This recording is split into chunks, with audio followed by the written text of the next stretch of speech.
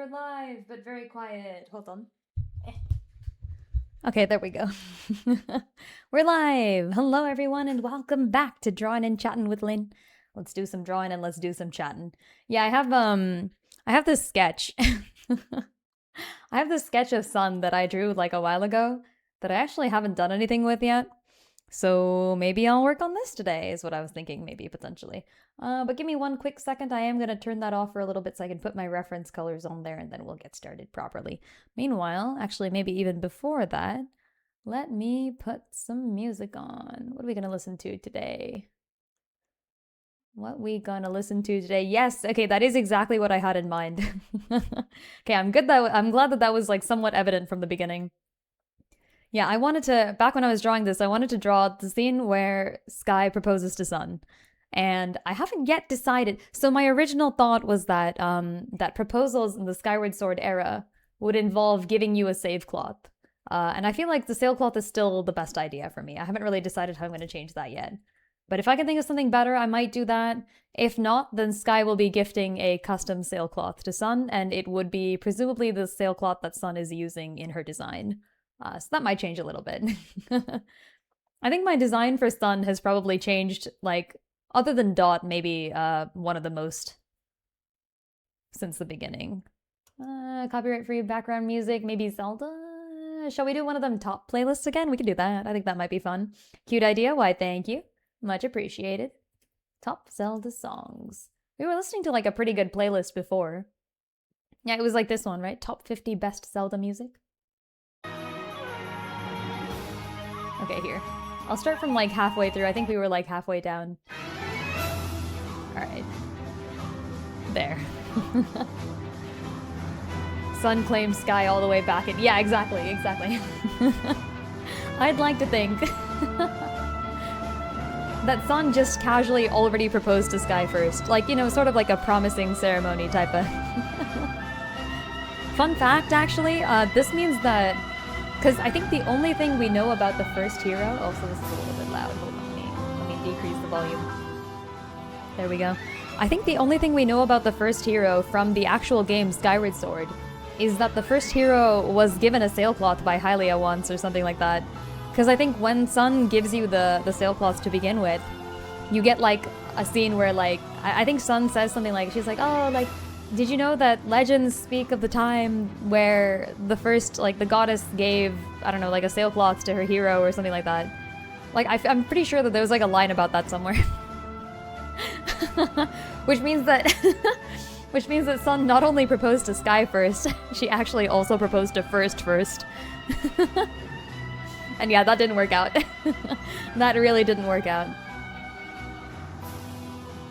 Sky's sailcloth has Sun's family crest. Yeah, I guess it does. I like that. Yeah, I've actually been thinking about, so the blue cloth here, I'll be changing the design on that too, I think, a little bit. So the original one just has like the Hylian symbol on it, but I want to change that to be the symbol of the Knights Academy, and I kind of want that to represent her graduation and or current position at the Knights Academy. I think that would be fun. So I've got like a few ideas actually for changing Sun's design on top of what I already have. I also want to really add like the Loftwing feathers on there somewhere. I'm trying to think of a good place to put that in. Yeah, she does look a little more terrified than surprised. I'm aware of that, and I'm not sure how to fix it, to be honest. I gotta fix that. That's why I haven't finished this. Because I was like, I need to like make this look like she's not scared out of her mind. I think maybe if I like, I don't know, eyebrows? Yeah, I think you're right. Let's mess with the eyebrows until they look a little better. Let's mess with the eyebrows. To be fair, in Wisdomverse, I have drawn a lot more terrified-looking characters than... Oh, right, they're behind the shadow. More curved could help. Okay, I like that idea. Yeah, give me a second. Let's just move the entire eyebrows out, actually. They can be their own layer. There. And then, I will also kind of, like, curve some things in. Yeah, let's take out the eyebrows and see. I think it's also the shape of the eyes and also the shape of the mouth. So I haven't been able to draw like a kind of smiling mouth and make it look good while also making it look surprised. I think that might be an issue too. Yeah, I think it's the mouth. I think it's definitely the mouth. So I've tried a few different mouths. The eyebrows might actually even be fine. Has seen horrors beyond comprehension. Fear not, for Sun. This is actually the horror of being proposed to for the second time when you've already denied your first proposal. Like, oh shit. Do you know what happened to the first person who proposed to me, Sky? Watch out. Oh, man. Yeah, that was the plan, but I feel like it is a little bit too scared, so we'll see. Maybe something like this. So... And then maybe also like bigger eyes is what I'm thinking, maybe. Maybe like a little wider. We can try different things. Okay, now she looks up, I think, a little.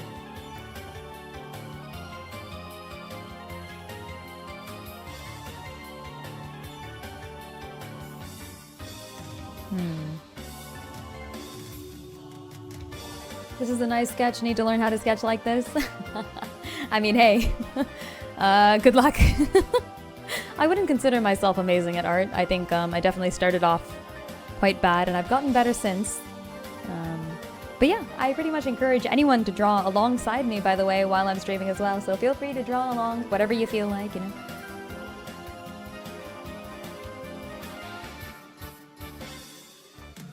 Smaller mouth? Okay, we can try that. I think wider eyes kind of helped a little bit. Like larger eyes. Because, so that's the thing, when someone is scared in a comic, usually you make your eyes really small. So for example, okay, this is kind of a big, giant brush. Let's make them a little smaller. Like imagine you got somebody like this, right? If they're just kind of doing normal things, I'd go like, hey, right? But then if they're like shocked and or terrified, I'd be like... Yeah, you see what I mean? So that's what I'm trying to do here by making her eyes a little bigger to fill in the gaps. I'm trying to make her like a little less surprised. And hopefully that'll decrease the fear. Also, yeah, it's a big Octopath Day. Isn't it like the 8th anniversary of Octopath Traveler? Heck yeah. Also, I think I need to put on some more chill music here. We'll do like chill Zelda music. There. Okay, no, not this either. Alright, here. There's a long night in Hyrule. Relaxing Zelda music up to echoes of wisdom. Alright, let's go. Yes, with a smile, the bottom of the eyes should curve a bit, correct? I will be changing that as well. It's a good one. The problem is, I actually don't want her to be, like, really smiling too much. So in a smile, I would change things a little. Like, if I wanted to make her, like, actually grinning, we could do something like... And then I would make her eyes crinkle up a little more.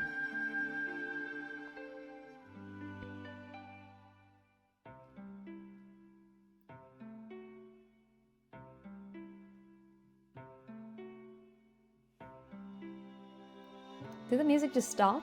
Or is it just really quiet? Can't tell. Okay, there we go. There we go.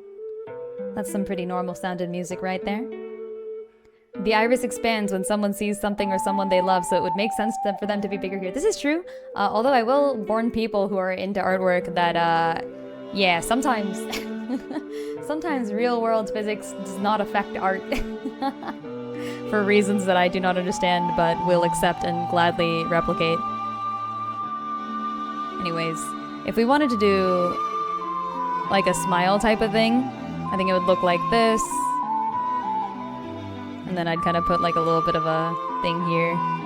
And then noses I'm definitely still working on. I haven't really figured out how that's gonna work, but I did want her to be like shocked is the problem. So let's see if we can kind of keep both of those. Maybe... Yeah, if you do the open mouth, make it look more relaxed. Okay, we can try that. We can try that. Here. Goes all the way back to Greek theater and expression masks. Ooh, yeah. I could see that. I could definitely see that. Anyways, going back to... Here. Let's just do a version that doesn't have any of this.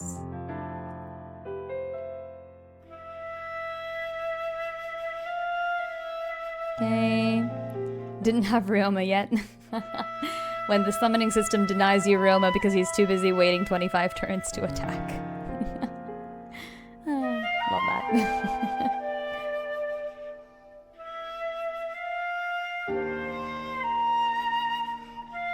Yeah, we can do maybe like this kind of a thing.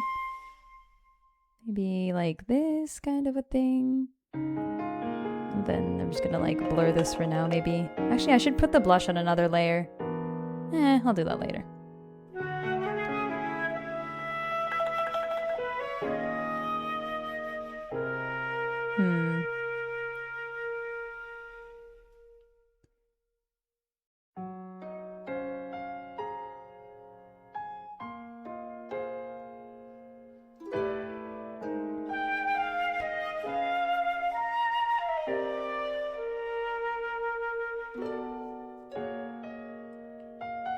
I think it's too low.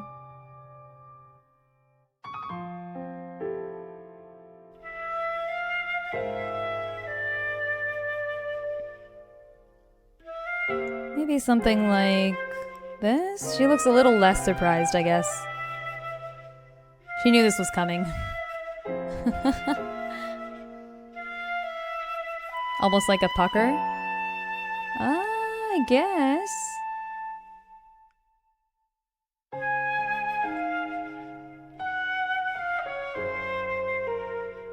I don't know. I don't know if that would look particularly attractive is the problem. I will admit I'm not a fan of that specific expression.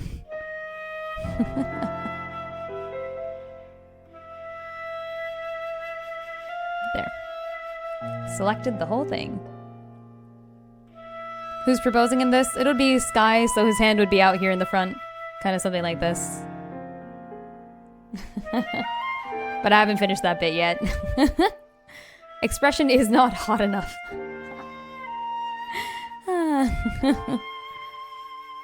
Yeah, this is Zelda. So she's being proposed to by Link. Or specifically, this is Skyward Sword Zelda, who is one of the Zeldas that I do ship with her Link. Hey.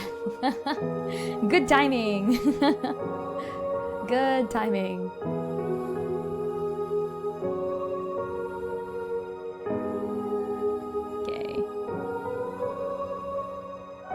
Sorry, the reason I said good timing for those of you who may not know is that, yeah, this particular song is Ballad of the Goddess, which is this specific character's theme. Good timing indeed. Which Link is Skyward Sword Link? That would be Sky, Hero of the Sky.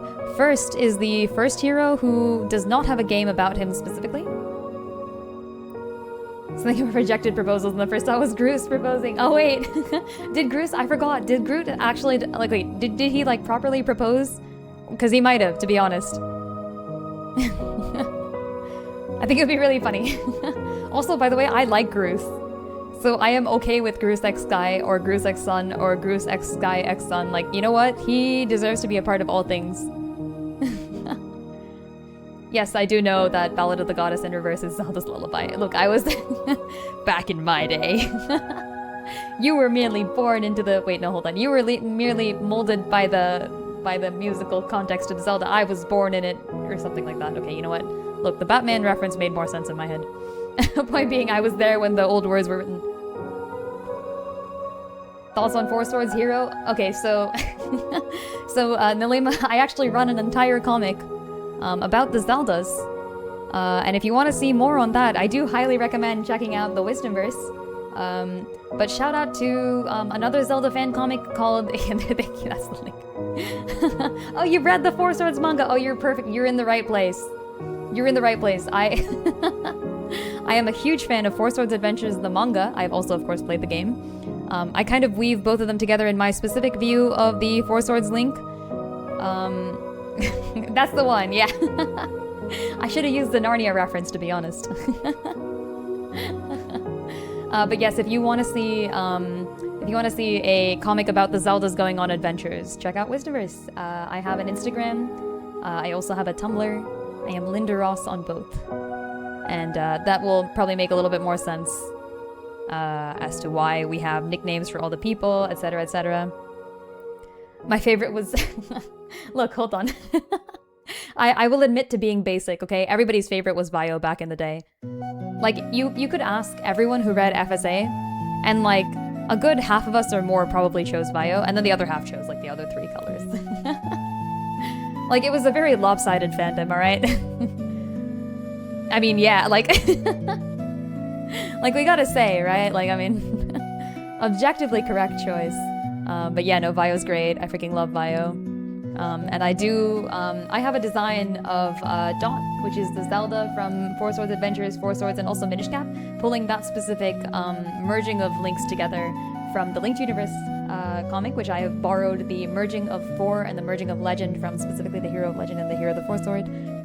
But yeah, like my design for Dot references the Four Swords Adventures manga as well, because I really freaking like that manga. It's so good.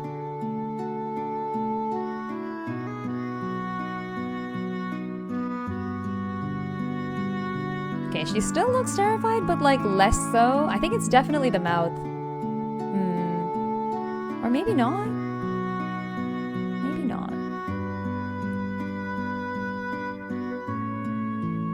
She looks terrified, but actually no, this could work, I think. All right, thoughts on chat. Terrified or blushing? What does this look like?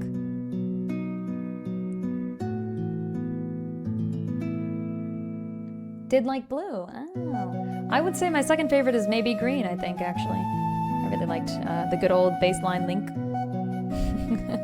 I like to think that his specific traits are like cooperation and charisma. Okay, 1 vote for blushing. Okay, but to be fair, Mob, you voted for blushing in the previous one too. Did anyone who think that it looked like she was scared now think that it looks more like she's blushing now? We wanna make as much as we can here. Less teeth, still looks scared to me. Okay, like it. When you first opened, thought it looks more blushing now, but it might just be the coloring of the context, huh? Okay, less teeth, let's try that.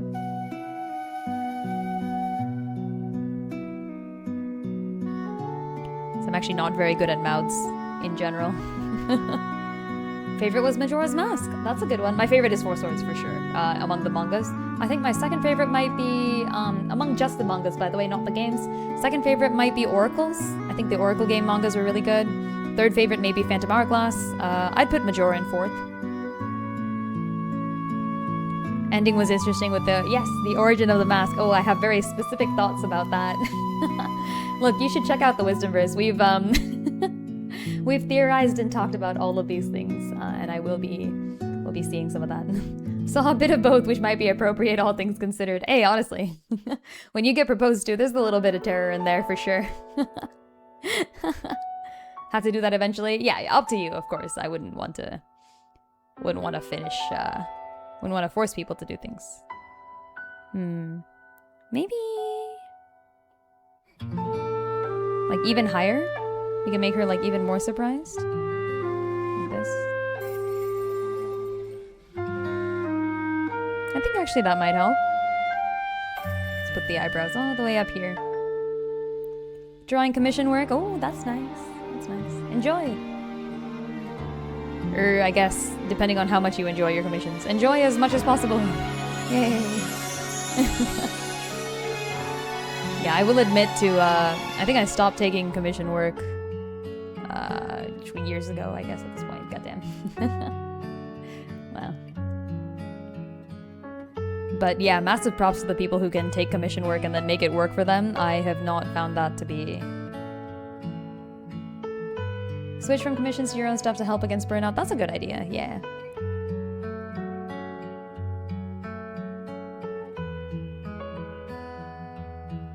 Okay, let's do the first suggestion we had. Let's make them a little bit more curved. I think this helps too.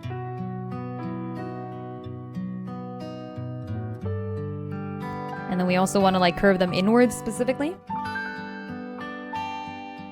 Because when you tilt things upwards, they look a little bit more scared. So like, for example, I'm gonna draw, like if I were to draw here, right? We'll have the same eyes again. And maybe they're looking this way. If you want them to look angry, then you tilt the edges inwards. And if you want them to look scared, you tilt the edges kind of like upwards, like this. So if you want surprise, then you gotta go really high up, and then you gotta go bent like this. So we're gonna try that.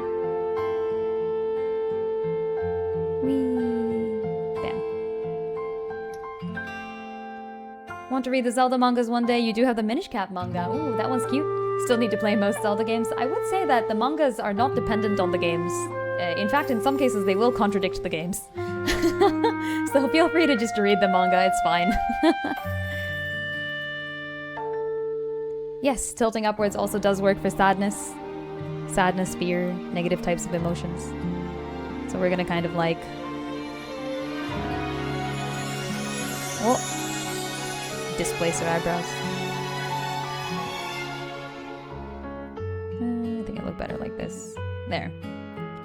I have heard many things about the Twilight Princess manga. I will say that I started reading it, and then it already made a lot of changes that I didn't really like as much, which I know is very controversial because everyone says, oh, the Twilight Princess manga is my favorite ever, it's so good.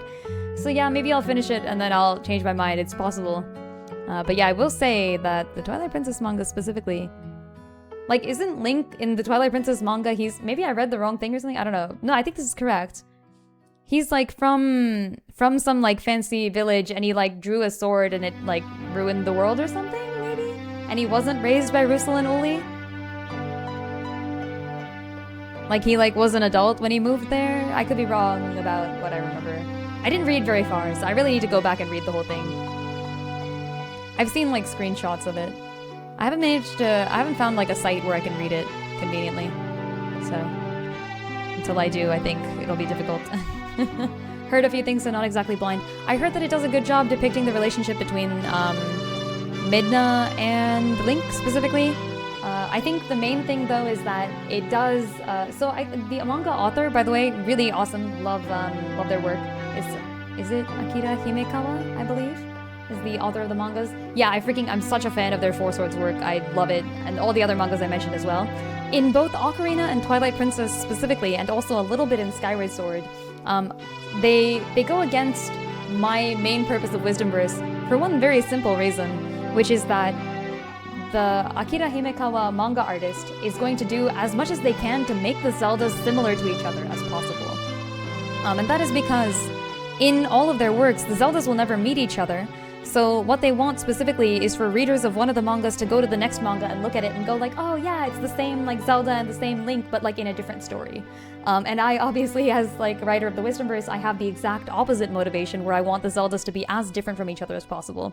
So this will lead to some things in the manga kind of being against what I'm gonna go for, purely because of that like kind of baseline motivation where I want all the Zeldas to be different. Like I think that they are different people versus the manga, which will continually portray them as the same person.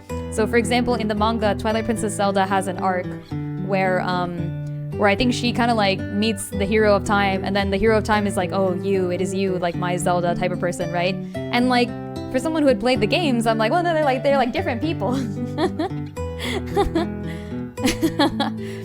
But yeah, no, so, and that makes sense. It makes sense based on the manga artist's specific goal to try to, like, sort of combine all the Zeldas into one person as much as possible. But realistically, in, like, the game's canon, the Zelda that would even have exist in the Twilight Princess timeline would not be the same Zelda that Ocarina of Time Link knows, because Ocarina of Time Link has switched timelines after the events of Ocarina of Time. So he cannot possibly know this, if that makes sense. It is quite confusing, but essentially using my nicknames for the people who know Wisdomverse, Dusk in Twilight Princess manga acts like she's Requiem, and I find that odd because obviously I want them to be different. So yeah. Oh man. Do love seeing animations and stuff where they act different from each other. You should... Well, if you do, you should check out the Wisdomverse. Okay, I'm not gonna keep recommending my own comics. I think that would be a bit odd. Yo, Acid, how's it going? How's it going? Welcome, welcome. Glad to see you here. How have you been? I'm doing some artwork today. As one does, as I'm sure you're aware. How have your own art projects been going, Acid? I hope they've been going well. Mom, you don't need to link the comic again. We must be good people and not promote my stuff too much. Cool, more artists, yeah. Love that. Okay, let's start the colors maybe. Okay, actually Acid is new here. Acid, what does this character look like? Wait, shit. What does this character look like? Give me... If you can't promote your projects in your own stream, when then? Okay, you know what? Fair. Check out the Wisdomverse. Yes, I do. Okay, fair. Acid, real quick, before you leave. Wait. Yeah, also true. Before you leave, hold on. Does this character look... What emotion does this character show you? Oh, this is a cooldown. I didn't know that. Damn. Okay. That makes sense, actually. Surprised, shocked. Okay, that's not bad. We'll take that. Does this character look scared to you? Question. Don't answer, guys. Don't tell them, chat. We want someone new who hasn't seen the artwork before.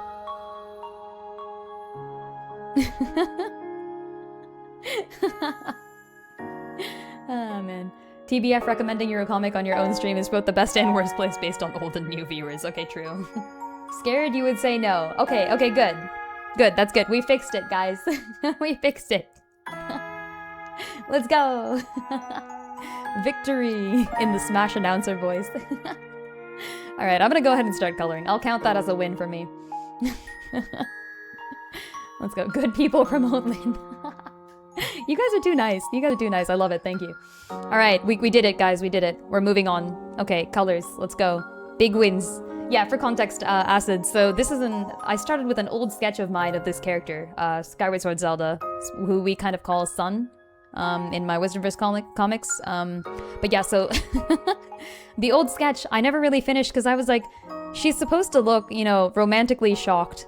Like she's being proposed to here. Like when I finish this, it's gonna have like the guy handing a sailcloth to her, and being like, yo, marry me. But yeah, she kind of looked scared.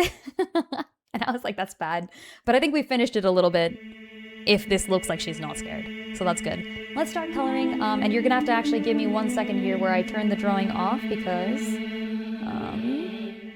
I want to pull up my cursed Wisdomverse color palette before we begin. And I will need to access my photos to do that. So give me a second. Okay, there. There we go. And then let's go ahead and image import. There is my color palette.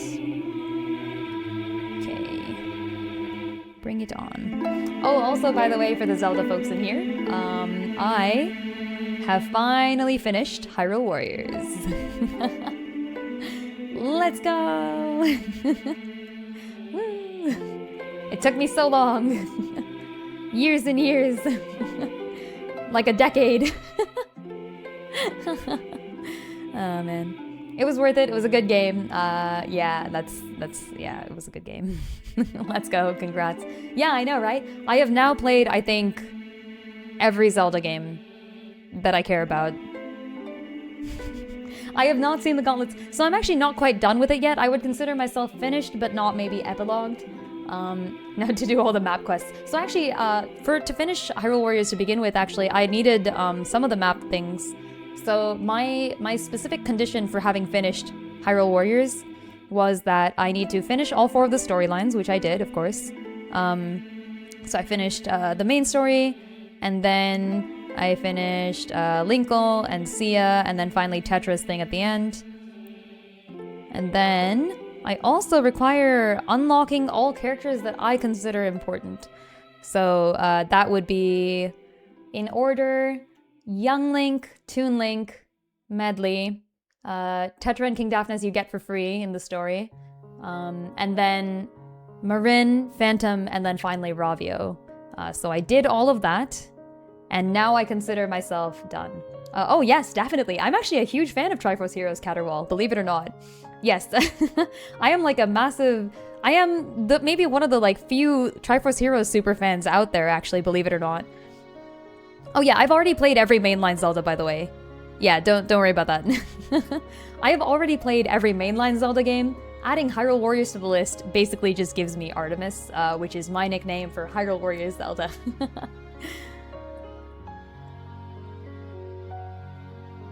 Okay, let's go. Color palette at the ready. And then here's my... Alright, who are we putting in here? There's Sun.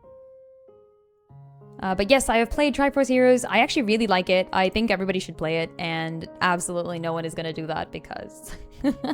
yeah, okay, so I would consider Triforce Heroes to be one of the few games that it's very, very difficult to play as the game was intended to be played.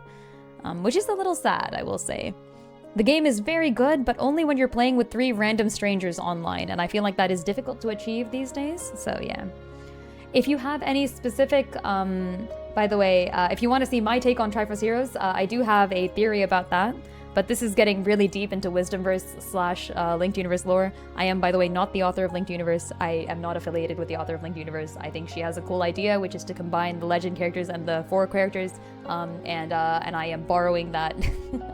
But other than that, all the Wisdomverse stuff is my own. Anyway, speaking of, if you want Triforce Heroes comics content, I do have some of that in there too. I have drawn a little bit of Triforce Heroes stuff. Okay, let's do this. I usually change everything to like this kind of pinkish color when I start drawing. Okay, here we go. Oops, that's not right. There. And then... there. Okay. Colors. Brows gone. We deleted them. There are no brows. No brows in Hyrule. Maybe a little darker than my usual color palette, I guess. Because of the background. But we'll start with this. We'll start with this and then we'll kind of change the colors to match over time. Okay. And then I'd better turn this into an ad. And then make it a little less prominent. There we go. Okay. Most of your Triforce Heroes playtime is just running around the lobby with the money costume getting repeated. I love that. Oh my god. Yeah, there used to be like a whole communication system in Triforce Heroes back in the day. Is one of the reasons I love it so much. Where like people would... So like it was widely recognized that certain actions meant certain things among the Triforce Heroes community, right? So for example... And these were, like, relatively well understood. Like, you didn't need to speak the same language or even go on the same internet forums to understand what the emotes meant when used in the right way, right? Like, for example, you would be, like, trying to communicate the solution to a puzzle to some guy, right? And you're, like, frantically doing this. Like, you're standing at a location, you're pointing somewhere, and you're like, sword, item, and you're like, this is so easy. Like, why are you not getting this? And then, and they'd be like, question, and you'd be like, ah! And then you'd pick him up and you'd chuck him off a cliff, and then... And that usually meant that the third person should come over there and like start figuring it out. And then sometimes like you'd find yourself in that position where like someone is pointing at me and they're like item lift, and I'm like, what do you mean? I don't even have the item for that. What are you talking about? And then they'd pick me up and chuck me off a cliff and I'm like, goddamn, okay, fine, ask the other person. And then sometimes you'd be like all 3 of you would just kind of be standing there and you'd be like, sorry, which meant like I have no idea what's going on. Like, how do you do this? Oh man, it was a good time. It was a very good time, actually. And then, funnily enough, so the costumes do mean things as well. Each of the costumes that you wear gives you an ability in Triforce Heroes for the people who haven't played it. And there is actually one final unlockable costume called Linebeck's costume. And the ability of Linebeck's costume is that it actually doesn't do anything for the entire time you're playing the game. But when you're done playing each level, you get like a series of 3 treasure chests. And each person gets to pick at random what treasure chest they want. Except Linebeck's outfit reveals what's in the treasure chest before you select. So usually, if you were wearing the Linebeck costume, other people would call it a dick move. Like, they'd be like, look at this guy. He's not even helping us with any ability. Like, you could be wearing the heart costume and give the whole team 3 hearts. Or like the arrow costume, the Kokiri costume, I guess, and give the team like, you know, better launching arrows ability if you pick up the arrow item. But no, this dick is wearing the Linebeck costume, which means at the end, they're totally gonna pick the most valuable item and run away with it. But here's the problem. I like Linebeck. Like, I just really like Linebeck, okay? Linebeck is like one of my favorite characters. So, and I also 100%ed not Twilight Princess, what am I talking about? Triforce Heroes.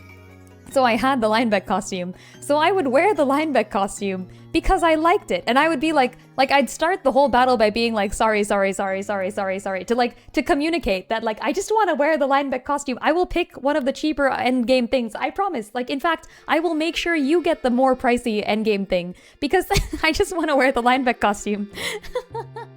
It was a lot of fun. Like, I was well aware that I would come off as a dick to people online. So yeah, there's a whole ecosystem going on there, and it was a lot of fun, honestly. Like, people would know at the end. You could see, like, the light hit their eyes as I bullied for being a lineback fan. No, not bullied at all. More like I would get to the end, and I would rush to a treasure chest, and you would see the other two people being like, oh, you little frick. Like, I can see you going to the more costly treasure chest. But no, like, I would rush to the one that I knew was very cheap, in the hopes that they wanted, like, the super pricey one, and then at least one of the other two could get the super pricey one. Because I didn't need it. I'd 100%ed the game, like... Oh, man. To be fair, to get the lineback costume, I think you need to have 100%ed the game, or at least gotten everything that wasn't DLC available. So yeah, like, usually if you had the lineback costume, you weren't gonna be prioritizing the high unlockable chest rewards because, like, you already had them, probably. Now you're just imagining Legend showing up with the lineback costume and Ruli and Silent just constantly yeeting him off a cliff. I need to think about how that would translate to the characters, actually. That's a really good point. Because I think... here's the thing, though, right? Like, Ruli and Silent don't want the higher-priced costumes. Like, they don't particularly care, right? I think Legend is funding their costumes. So would they mind? I don't think they would mind. I think this doesn't translate to the Wisdomverse, unfortunately. Wait, does it? Maybe Hyrule thinks they're cool or something. He would. I could see it translating. Time to see what costumes you have. You should check, yeah. That game is so good. I love Triforce Heroes. All this to say, I love Triforce Heroes. It's such a good game. We've waxed eloquent about Triforce Heroes for long enough. Speaking of, I finished Hyrule Warriors, as I said. And now that I've unlocked all the characters that I want to unlock, well, okay, so I can go for more weapons now, which I might do, I think. Probably. I might go and get some of the extra weapons. Here's the problem, though. So in Hyrule Warriors, there's, like, extra maps, right? And, the second to last adventure map where you unlock Phantom is called the Grand Travels map. And there's, like, a special gimmick on that map, which is that every time you do a battle, the sand in the Phantom Hourglass at the center of the map starts falling. So each time you, like, finish a battle, you have less, I don't know, like, sand in the hourglass. And unfortunately, I finished... So in order to unlock Phantom, it came real close, guys. Like, I basically unlocked Phantom, and immediately all the sand... Like, it took me exactly as long as I had sand left in the hourglass to unlock Phantom. So now I can't do any more maps because I've, like, entered the, like, dark mode phase. I think Majora's Mask does something slightly different, right? Like, every 3 battles you do, you get, like, the map resets, but you get to keep all your progress or something like that. That doesn't sound too bad to me, I will admit. I think, yeah, I've locked myself into, like, the dark state of the Grand Travels map. So, yeah, I'm stuck. So I may not be able to... I've left the... Essentially what I did is, like, I found Phantom in, like, a collapsing world, and I rescued Phantom from it, and then I freaking left because the world is, like, in dark mode. And I can't fix it. Oh, man. So one of the battles that I needed to do to unlock Phantom was insanely difficult because it requires Ruto, and my Ruto is level 1. And you have to, like, beat more enemies than the other team or whatever. And, like... And we were doing this, and it's an 8-minute long map. Like, this thing takes 8 whole minutes. And by the end, we were like, each of us had like half a heart left, and there were no more hearts on the field. We could not heal ourselves. And like, we had more enemies killed than the opposition, but not for like very long, right? So we're like dodging and trying our best, and like waiting to try to survive. And the time is just ticking down. And at the end goal, like the exact end point, when it stopped the battle and counted the wins, the enemy had 808 enemies killed. And we had 809. It was so good. My friend and I erupted. We were like, whoa. It was brilliant. I took a screenshot on the Switch. I have proof. Like, both of us, we were like, oh gosh, there's like a second left. We both like tried our best. Like, he used his ult in like an area where essentially if he like missed, he would have immediately gotten killed and then we would have lost. And then I like was already in special mode, like the magic mode. So I like ended my magic mode right in front of King Dodongo, and I killed off like a few more extra enemies there. It was a great time. I was like, holy shit. And then, like, that was the last map we needed, I think. Or maybe there was, like, one more after that. And then we unlocked Phantom, and then all the sand fell out of the hourglass, which means I think you cannot beat maps anymore unless you A-rank them. And we did not A-rank that shit, so... so, like, it's a good time. We just barely finished, and we, like, absolutely destroyed the Phantom Hourglass in Spirit Tracks World, and then I ran away as fast as I could. Conversely, Ravio's map was actually really easy for us, so we both entered it. And at that point, I was, like, playing Phantom for a bit, because I really like Phantom. Like, this is... Spirit Tracks Zelda is amazing. And there's a specific thing that Ravio does immediately when you enter the Ravio map.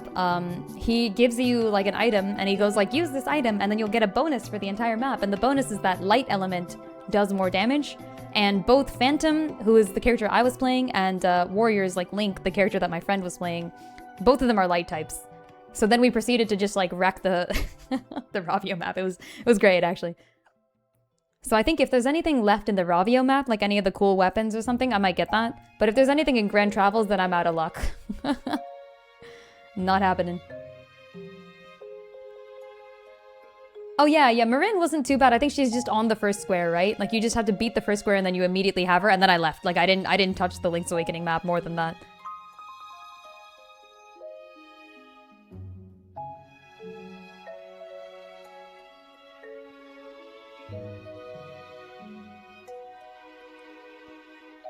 Something about the nightmares in that map, like there was some mechanic in there. I gotta figure that out.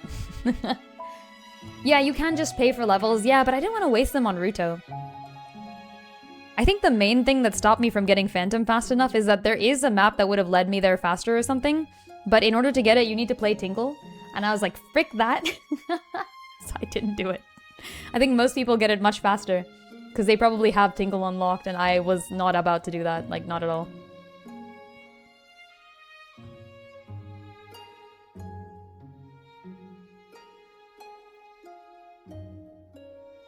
In general, though, it was quite a fun game. I can see why people liked it so much. I do like the tactical aspect of it. I will say I wish there were more maps that, like, forced me to switch between characters when I was playing. So, for example, I think the only map that really makes you do this is the Wind Waker route final map. Maybe some more, like, adventure mode maps do this or something, but in the main storyline, the only one where you're actually, like, meant to switch characters was that, if I remember properly. Yeah, I can't believe they would require Tingle. I'm skipping every section that has that. I will go around if I need to.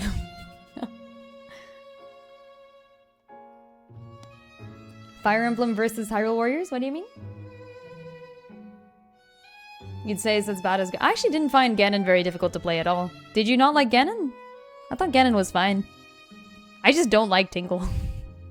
I haven't tried playing him or anything, I just don't like him.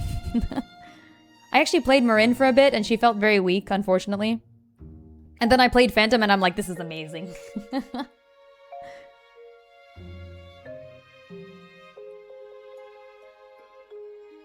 Isn't difficult just annoying? I see. But Mob, you're a better Hyrule Warriors player than me, so... Like, I'll admit, I'm pretty skilled at most Zelda games, but Hyrule Warriors is a Warriors game, it's not a Zelda game.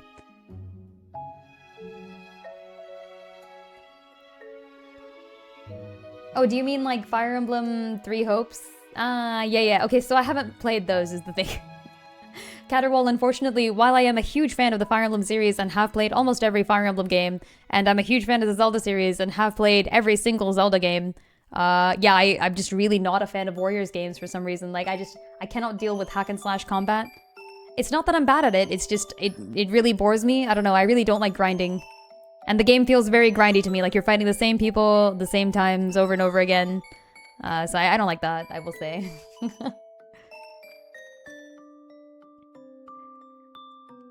I did play a little bit of 3 Hopes, so I did buy 3 Hopes back in the day, and I started Scarlet Blaze. I couldn't bring myself to finish it, unfortunately.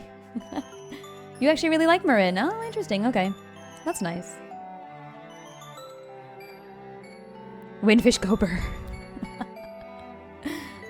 Fair, yeah. I did try Marin a little bit. I liked it, it was good. Played the Wii U version, yeah, I heard it's even more grindy. Yeah, I can't, One Piece made it fun for you? Yeah, I've heard good things about the One Piece Warriors series. I'm actually also a fan of One Piece. Huge fan. Read the whole thing. I've been a One Piece fan for quite a while, actually. I'm not an anime watcher, I guess, though, so I don't know anything that's anime unique. I've read the mangas. the manga.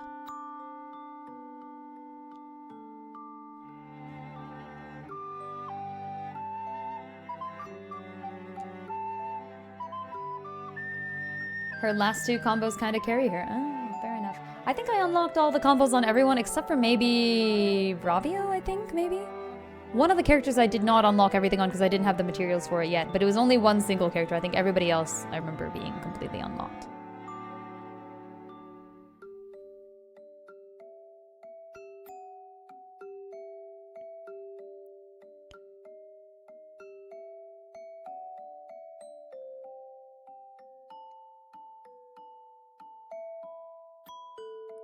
I think Three Hopes actually had a really good storyline from what I remember. Like, I remember actually being interested in wanting to see what happened next and, like, figure out what Edelgard is up to over there, and then, yeah, I just could not finish reading the thing, unfortunately. Or not reading, playing the thing, unfortunately. My friend Dust and I actually played a little bit of it back in the day, for the people of you who know Dust. My good friend Dust.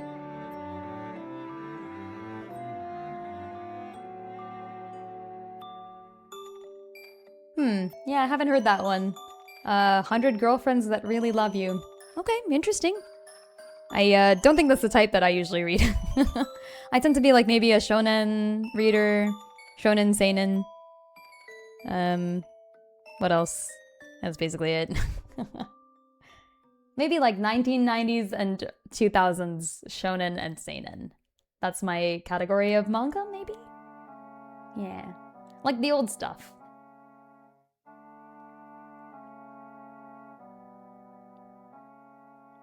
How's she doing, by the way? She's doing alright. Yeah, she's chilling. Yeah, Dust stopped streaming, unfortunately, for the folks who may not have heard. She's busy.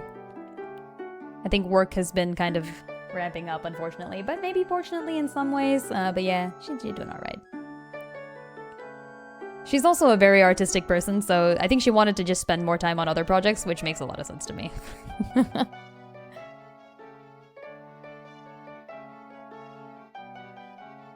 Like to think that Midna was the one that taught Marin how to fight in Hyrule Warriors. Both have the same gimmick. Oh, do they? What's the gimmick that they have in common?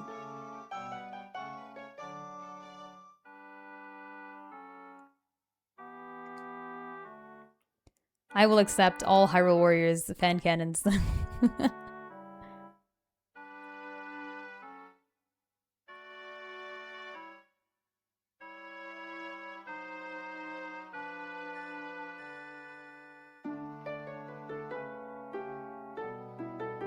Do combos to power up C1. What is a C1? Oh man. You should have seen my friend and I go through the game. We have minimal idea of what's going on. Strong attack. Oh, like when you press X. Just the combo finish button. Okay, yeah, when you press X. Okay, cool. Yeah, that makes sense. Gotcha. This is looking good. Thank you. Much appreciated. Much appreciated.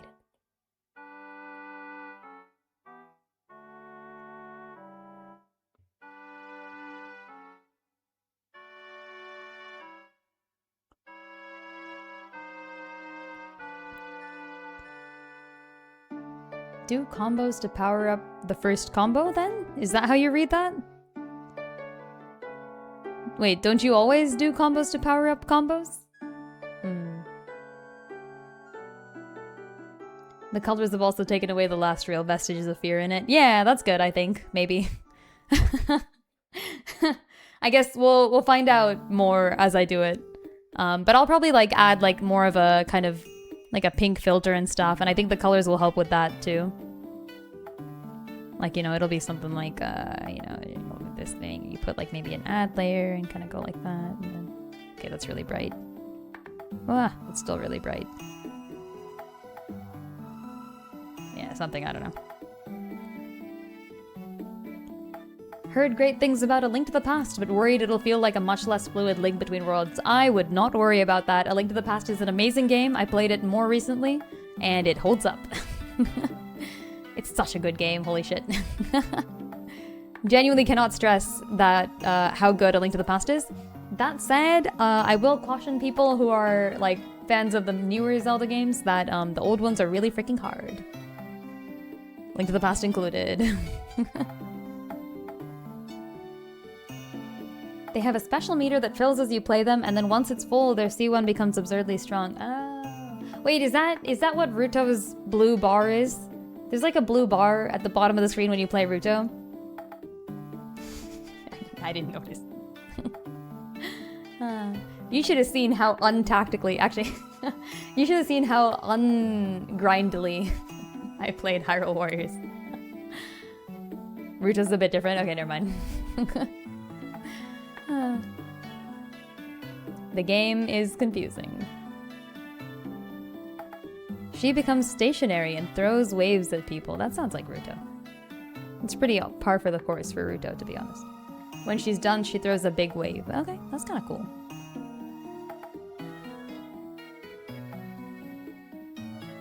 That is kind of neat, actually. So she becomes a turret. I love that.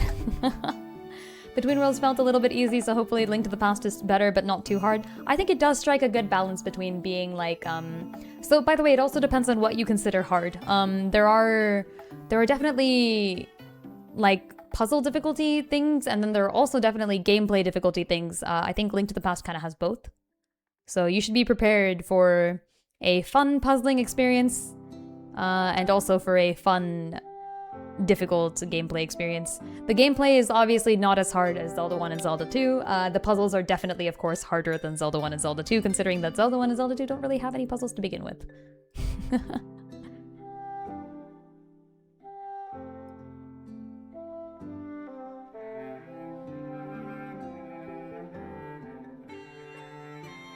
Maybe I make her eyes lighter.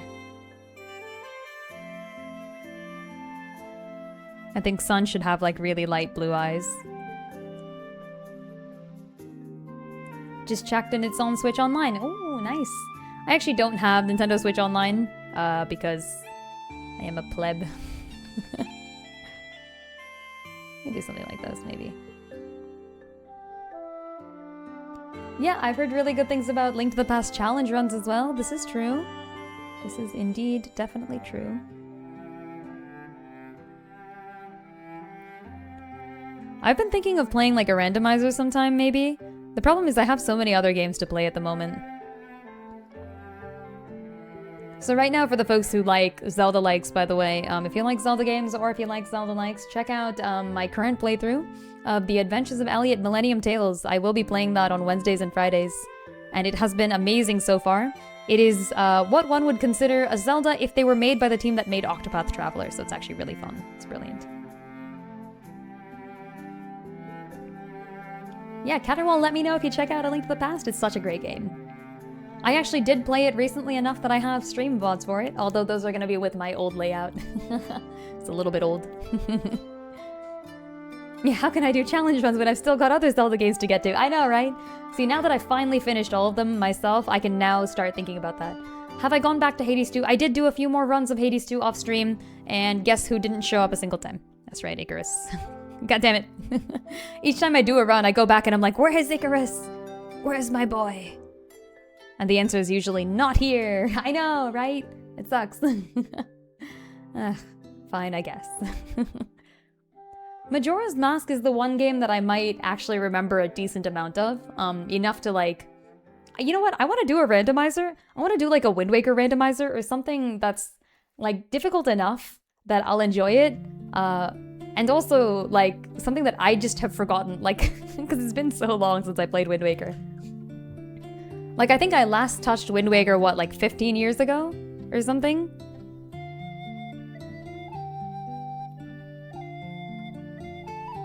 So if I play Wind Waker randomizer now, I'm not gonna remember shit, and it's gonna be amazing. I want to play a randomizer where chat, like, tells me where to look. Like, just be like, have you looked in this place? And I'll be like, guys, I'm gonna be honest, I forgot where that is. I've heard that nowadays there are like good randomizer counters and such that will show you where things are, maybe, or like something else. I don't know.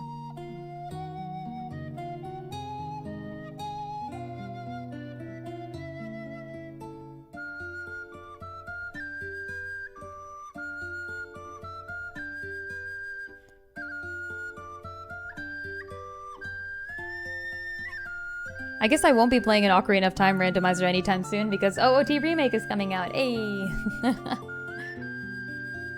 The more I think about it, actually, the more I'm kind of looking forward to the Ocarina of Time remake. Because, like, I've forgotten a few things about the game. I think it'll be really nice to play it again.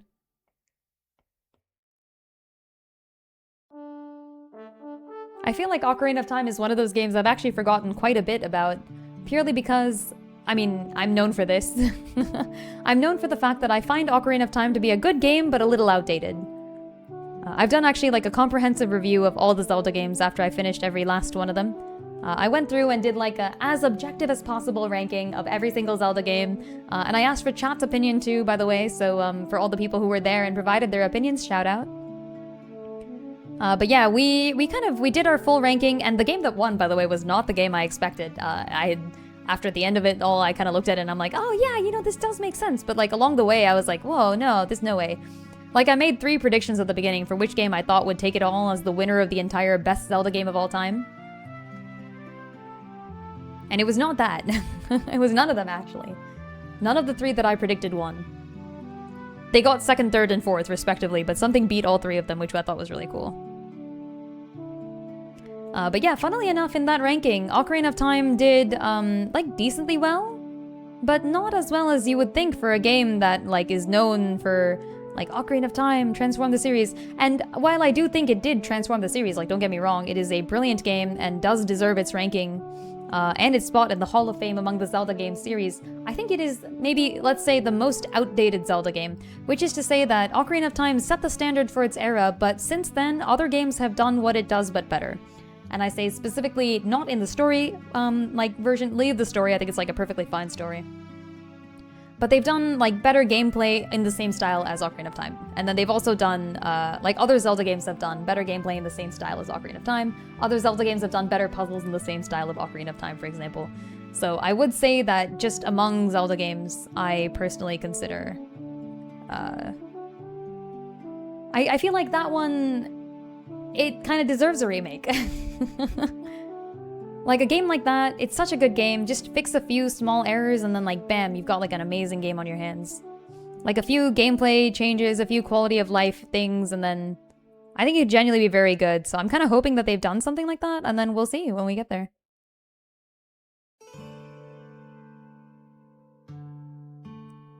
A hydrate for me? Why, thank you. Much appreciated. I will indeed hide some drates. Hold on.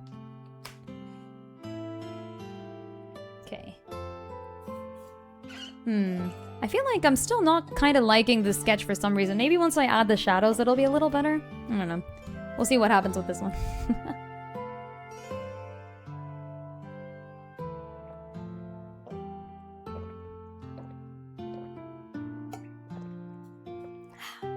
Good stuff. Found it really weird that they didn't show any gameplay for the remake. Yes, and this is why my my statement here is completely hypothetical. Too much blush, maybe? I think honestly it might need more blush, but maybe just at the top? Because she's supposed to be very red. This should be like full face red, son.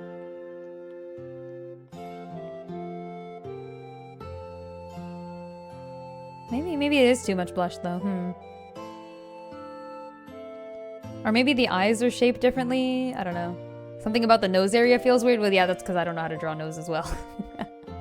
Make her face fully red. Yeah, I mean, maybe.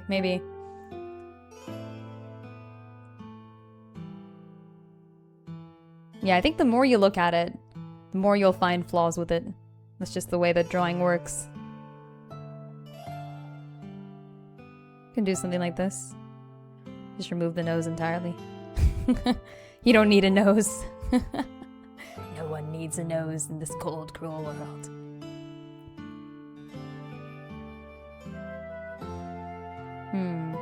What if I remove this for now?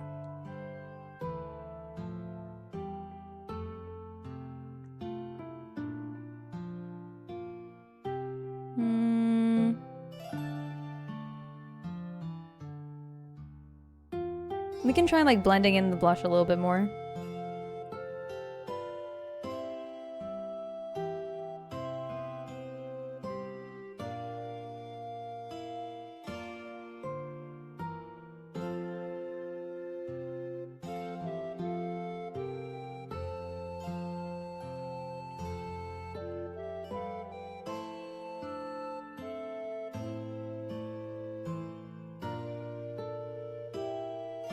Hmm. Somehow, does this look better? I don't know. Kind of, a little bit.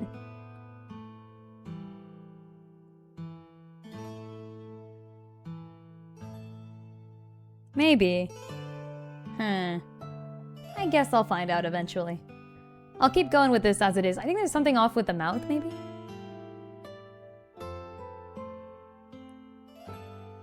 Or maybe the eyebrow?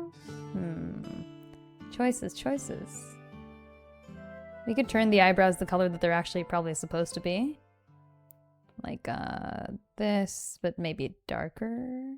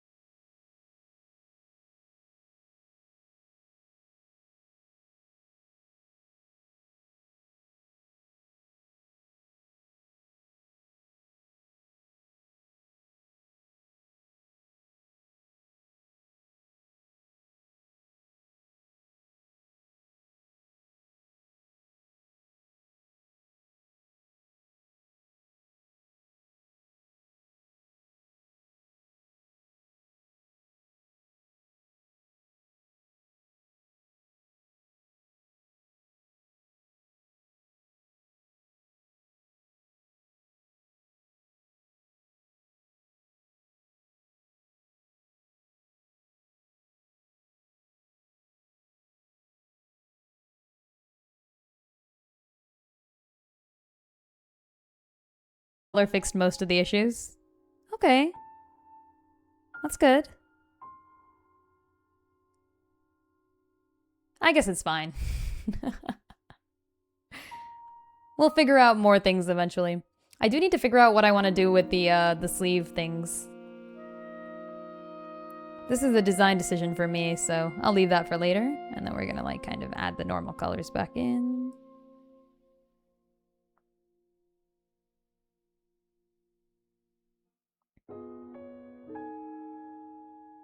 Yeah. And I was thinking I might add, maybe some... What issue are we having? I don't know, it just seems odd. I'll figure it out and then I'll fix it. I think it looks good, actually. I think most of it looks good.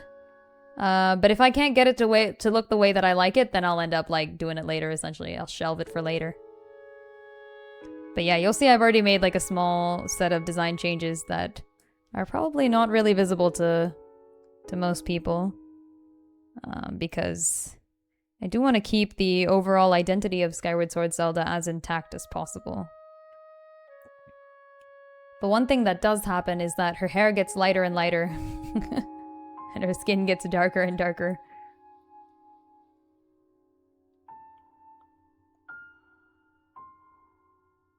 There we go.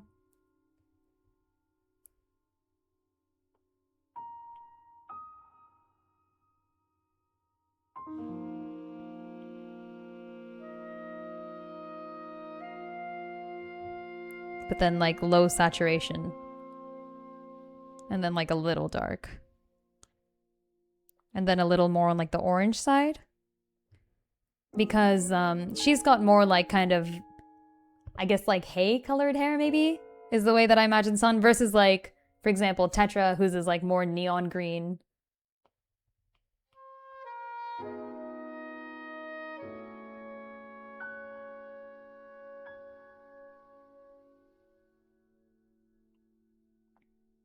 Yeah, something like this, I think, but I'm gonna figure this out. Reflective hair. Suddenly Hilda for a second. Oh, yeah. Little did you know. Actually, you know, we can do something like this. Watch. Get inversed.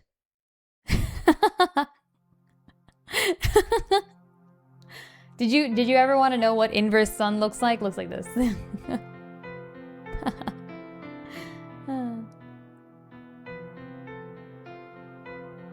That is cute. Ah, yes, Lolia. True, actually.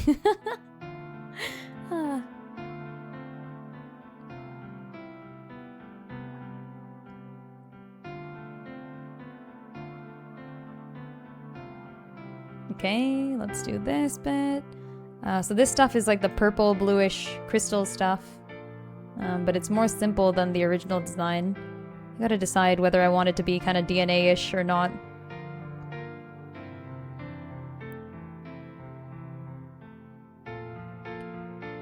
Yeah, I've got a few changes to make, I think. I think either Sun or like Fable are good targets for my next like proper design post. Then I can go over the rationale with all the changes I've made. The thinner mouth looked more relaxed, the wider mouth looks more scared. Ah, okay. You think? Okay. Should we put it back? I guess the other problem is it feels like she's looking too far upwards, I think. Maybe that's... I think she should be looking more at the screen. I think making people look at the screen is a weakness. This is fine. Yeah, I do love Hilda, I will admit. I gotta draw Hilda someday. Hilda's so cool. So I can make her look a little bit more downwards by just kind of pulling the eyes in here. The bottoms of the eyes in.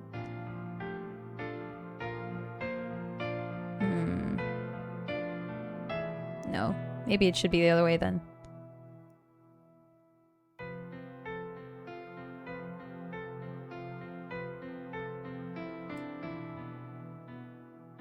Maybe they should be kind of like... See, I've drawn too many things of people crying and not enough things of people being happy. Could increase blush and shrink eyes a little. Yeah, okay, alright. I could try that.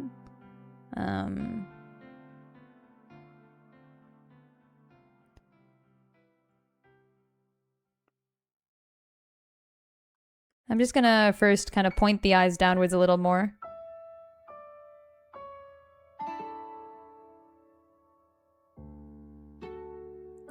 I think the problem, like the one problem with having a thinner mouth is that it resembles too much the sort of Pogger's face. Like meme face is what I'm thinking here. I think that's the main issue. It's not a bad look. But it's not like the right look.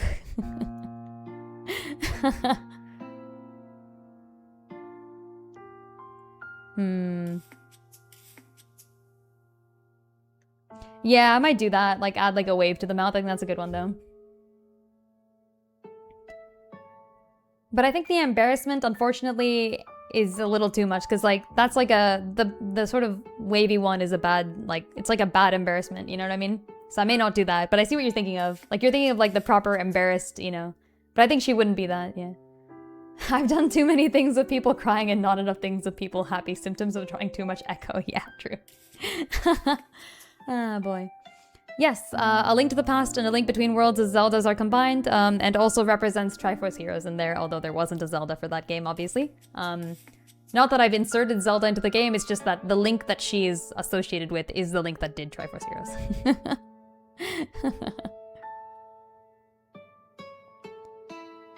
Like she's stuttering. Yeah, like I'm agreeing with you here, but I'm saying that like this character wouldn't do that. Like this character would be rather assured in her acceptance of this. Like she's shocked, but not scared or embarrassed.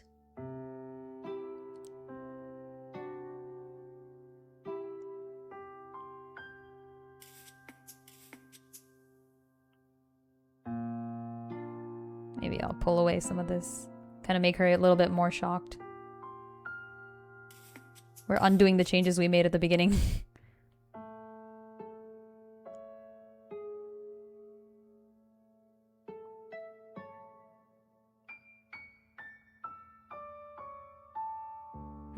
Oh, I think I know. Maybe, I think she's focused a little too far away.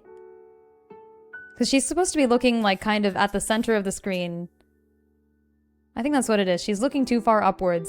She's gonna, yeah, she has to be looking down if she wants to see. Okay, that's what it is. That's the odd, yeah, okay, alright, I figured it out. But yes, so to clarify, we have here, okay, you know what? Hold on a moment. An introduction to the Zeldas of Wisdomverse by me. A moment. Let me find the little intro cards I made for them all. I guess they're kind of outdated nowadays, huh? Damn. Okay, all I have is like the Smash banner from the popularity poll. Here. Okay, there. This. I have the Smash banner. Here, let me erase the... Hold on, let me erase the verses. Okay. So we've got Sun, who is the Zelda from Skyward Sword. Dot, who is from Four Swords Adventures, Minish Cap, and Four Swords. Lullaby, who is from post-Ocarina of Time, so like after the events of Ocarina of Time. Fable, who is from A Link Between Worlds, A Link to the Past, and the Oracle games, Oracle of Ages and Seasons. Echo, who is a combination of Echoes of Wisdom, Adventure of Link, and Cadence of Hyrule. Dawn, who is Zelda 1. Tetra, who's Wind Waker and Phantom Hourglass, and Phantom, who is confusingly Spirit Tracks, but not Phantom Hourglass. Dusk, who's Twilight Princess, Artemis, Hyrule Warriors, and Flora, who gets, let's see, oh gosh, Flora gets what? Breath of the Wild, Tears of the Kingdom, Age of Calamity, no wait, not Age of Calamity, but Age of Imprisonment, and I think that's it? Yeah. And then Age of Calamity specifically is a different character, is not Flora technically, because it takes place in an alternate world. We call her Fauna. And then the Ocarina of Time Zelda specifically, the one that's in Ocarina of Time is Requiem, and then the one that's in the downfall timeline of Ocarina of Time is Elegy. And if you want an even more in-depth explanation about all of that, like if you're thinking to yourself, I'm a Zelda scholar, I'd be able to understand this in more detail, then check out the freaking Wisdomverse timeline I have made. This is a full, detailed timeline of the Zelda series with all characters and events that I consider important to the Wisdomverse, which is a lot of them. It follows all of the characters and what they would be doing in a more comprehensive Zelda timeline than I think Nintendo has put together. I have been a fan for like 20 years, and I've done it. I have... For 20 years, I've been thinking of theories and ways to connect the timeline. You'll find a lot of little hints for that in there. But yeah, so this has got little tiny profile pictures to see like which people are doing what things. The golden lines are all time travel. The sort of like blue diamonds here are all games. And each of the sort of background rectangles is an era that I call. Yeah, the timeline's finished. Yeah, if anyone wants to see the timeline, it has been posted to my Instagram. You can check it out at Linda Ross. It's the same username. It's right here. That's me, Linda Ross. Go look at it in full detail. It's easiest. The timeline is easiest to view on the Instagram. I feel like. I think maybe. Yeah. Anyways, it's been fun. Yeah, you can see a lot of things in here. So yeah, to the person who asked, you can see Fable and Legends games over here. It is a combination of A Link to the Past, Oracle of Ages, Oracle of Seasons, and then Link alone does Link's Awakening. Zelda actually doesn't show up for the first of the 2 Oracle games that you play, so while I do count them together, technically Zelda's only there in the second one, so that's Fable over there. Link Between Worlds both, and then Triforce Heroes I have a very specific theory about, so you'll notice 3 people over there, but one of them is, of course, the Link that I consider the hero of Legend over here. I will note, once again, that I am not the creator of these links. I am not the author of Linked Universe. Not that the author of Linked Universe did any of the timeline stuff, by the way, that's all me as well. But the designs specifically of the links that I'm using, like the design of Legend here and Time and 4 specifically, those guys were all done by a different author, not me. That's the Linked Universe author. I just really like her designs. I think they're really cool. So I am using them for this. The Zeldas are all mine. The rest of the links are all mine, but not those guys. Yes, oh, that's true, yeah. Silent and Spirit, and also post Tears of the Kingdom Wild. I gave him a few changes. If you want to see those changes, you can find them in the comic As I Recall. Yeah, exactly. A Link Between Worlds in the Wisdomverse universe works as a sequel with the same characters rather than some 100 years later. This is not canon, by the way. I do want to stress that in the canon Zelda timeline, the Link Between Worlds events are like 100 years later and they happen to a different set of people. I think specifically that the games work a little bit better with a really good emotional tie-through if you put Link Between Worlds right after Link's Awakening. You know why? Because it adds trauma. But also I think it fits because when you start A Link Between Worlds, you're kind of already viewed as like someone who has done something in the past, like you're tasked with things immediately that I feel like you wouldn't be tasked with if you were just like, you know, someone young, versus in A Link to the Past where you do start off as like a young kid waking up in your house and your uncle tells you to go like, or to stay here actually, and then you disobey your uncle's orders and do things. So I feel like it worked, the thread worked there, I think, a little bit better.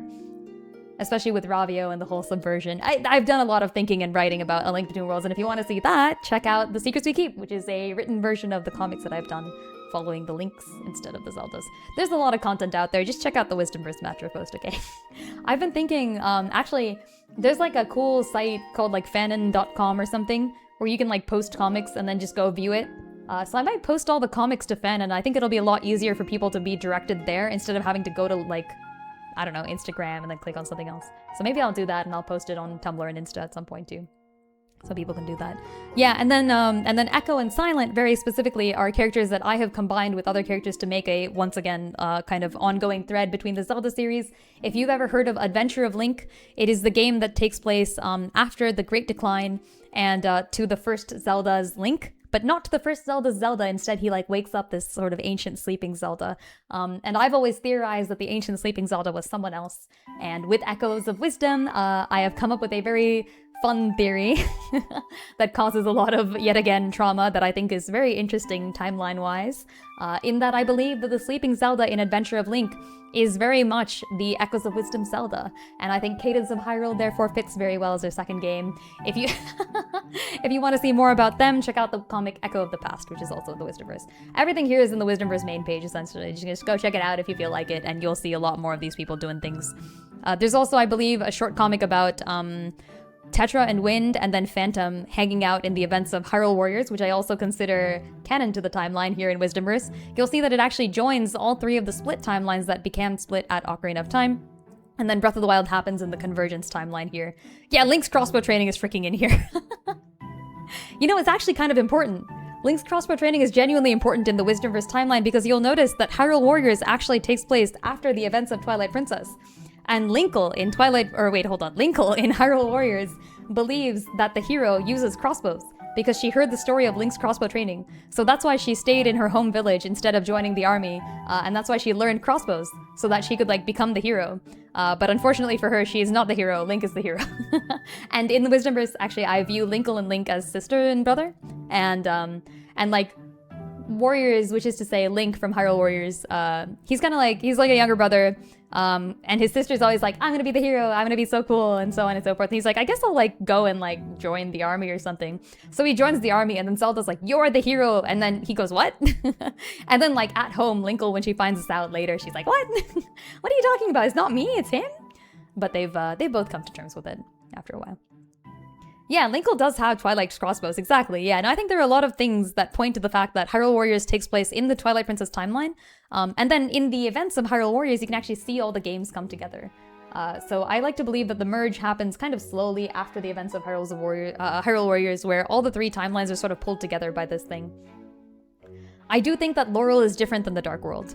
I think Lorule is one of many alternate worlds that exist. There is like the Twilight Realm, for example, the Dark World, the Silent Realm from Skyward Sword, the Still World from... Okay, actually, leave the Still World out of it. It's not the Still World. What else? There's the other Dark World in Spirit Tracks, although I do like to think that's the same as the Dark World.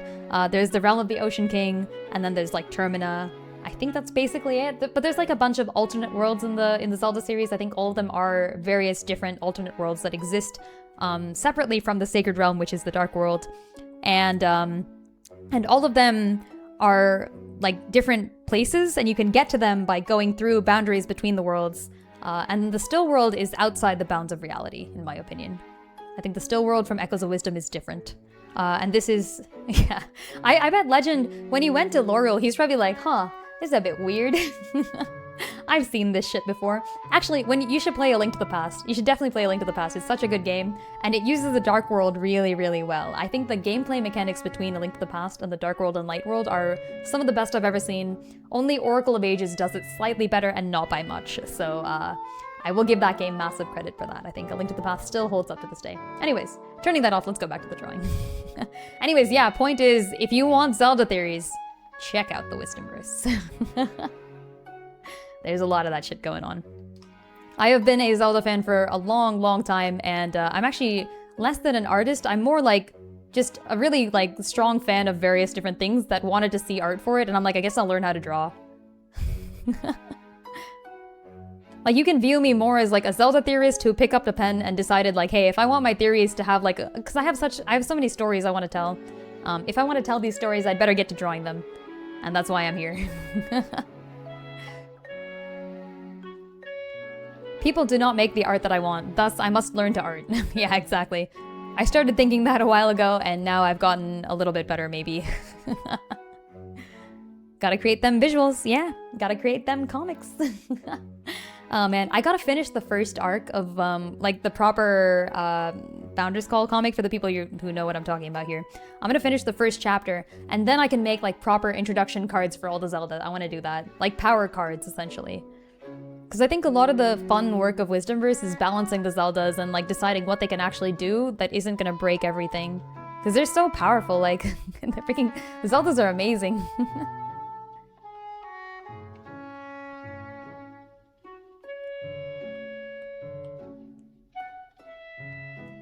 When she finds out about the Phi Master Sword thing, she will be so annoying about it. Linkle. Didn't you say once that, like, she gets called the hero or something too? I actually forgot. Like, I think this is probably something that happened and I played the game, but yeah, I didn't... Hyrule Warriors story, goddammit. Thank you for the posture check, much appreciated. Let me crack my head a little bit. Okay, there we go.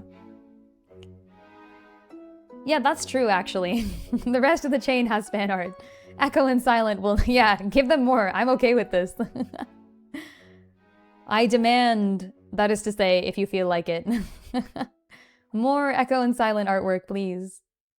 Always, always appreciated. Yeah, I'm always a fan of people drawing what they want to see. You know what I mean? I think that would be great.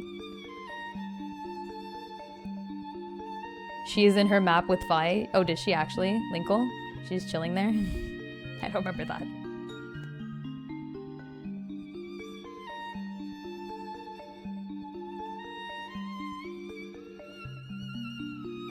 I demand if you're up for it. Yeah, pretty much. Yeah, shout out to all the people who are up for it, honestly. The people who've been making fan art and such. And fan theories. I love the fan theories and analyses.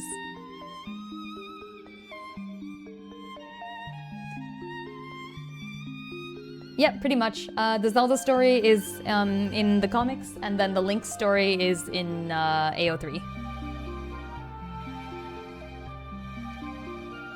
Why did I choose to do that, you may ask? I don't know.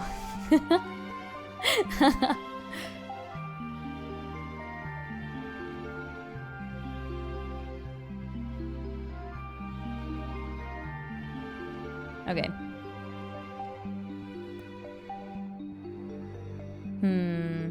I think she still needs to be looking down more. Otherwise this isn't gonna work. Yeah, different formats are definitely fun, and I've actually been having a lot of fun weaving together the two stories. So, the stories that, like, follow the Links and the story that follows the Zeldas do happen in, like, around the same-ish time. So there are connections between them, if people want to go into depth on that. But you don't have to, of course. All of this is optional.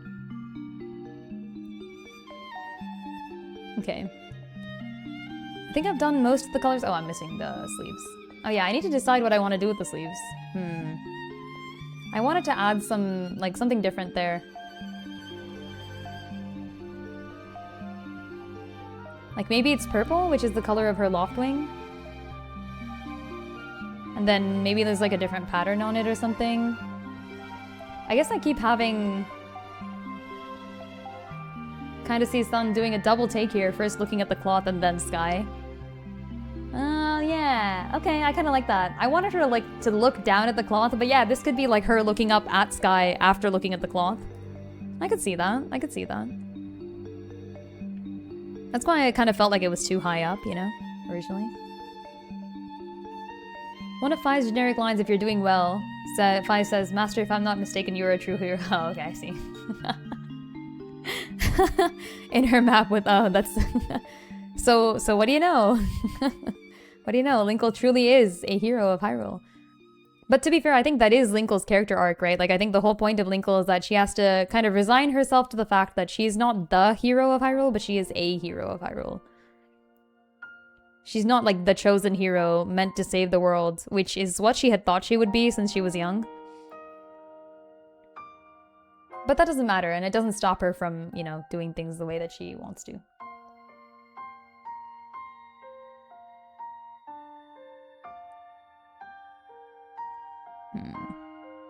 Actually, I think I had that there for a reason, didn't I?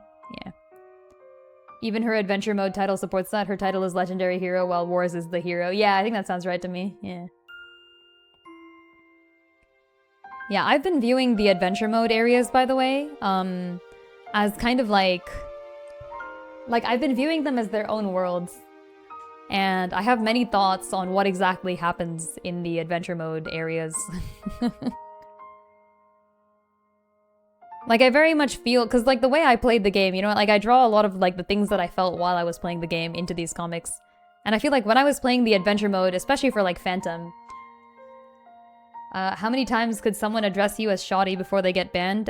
0? Anyways.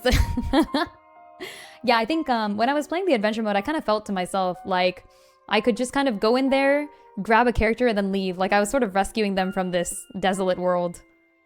Except for Ravio, who kind of comes off as, like, being in control of wherever he is. But that's just a Ravio thing to do. I think even when he's in danger, he's in control. He just knows things. He always just knows things. Well, no, you asked how many times could someone address you before they get banned. You haven't done it yet, so you haven't gotten banned. So you're okay. When a new Zelda comes out, would you rather add to an existing Zelda or make a new one? It very much depends.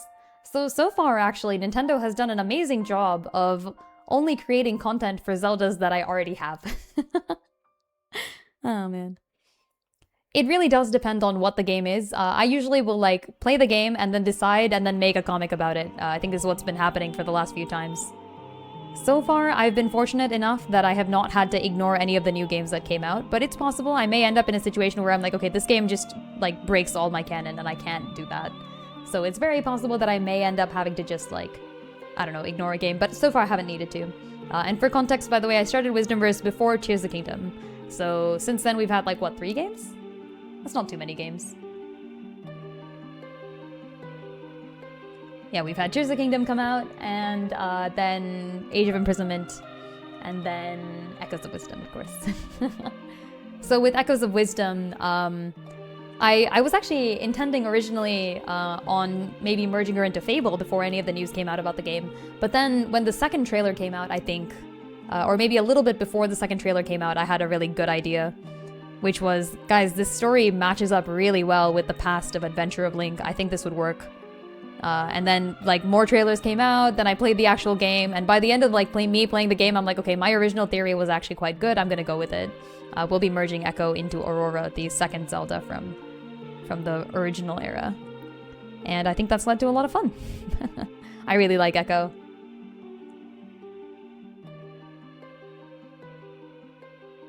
Oops. So in that case, for example, I was fully prepared to make a new Zelda for Echo. I would add her to the story in some way or the other. But it would probably take some time for me to do that.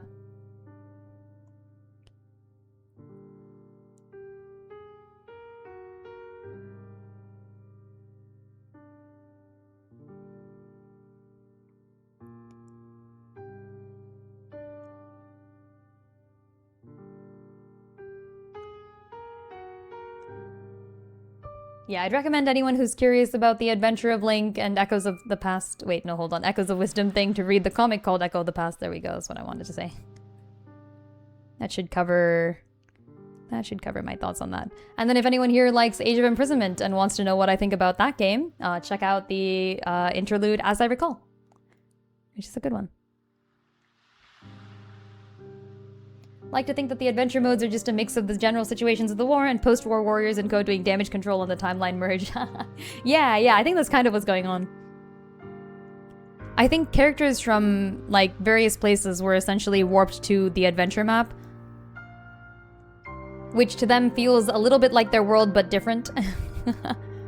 And some of them have had some time there maybe to figure the rules out and such, which is why Ravio comes up to you and, like, explains stuff as you begin the map. But in most cases, you free them, and then I kind of like to think you free them and then they join your army. Very, very Fire Emblem paralogue-ish, essentially. I think the adventure modes in Hyrule Warriors are the paralogues in Fire Emblem. Drinking game, watch this stream and take a shot whenever you link me. Oh man. I guess we do have those links for a reason, do we? Okay, we got ourselves a sun, kinda. I'll start doing some shadows, I think, maybe. I think that's what we do next. I finished doing this a little bit, though. Okay, shadows. Let's go.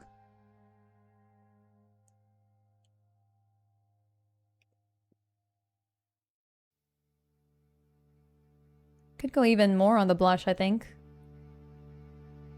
Okay. Then maybe lighter on this? Maybe? Maybe I kind of increase the contrast on this. Actually, I kind of like that.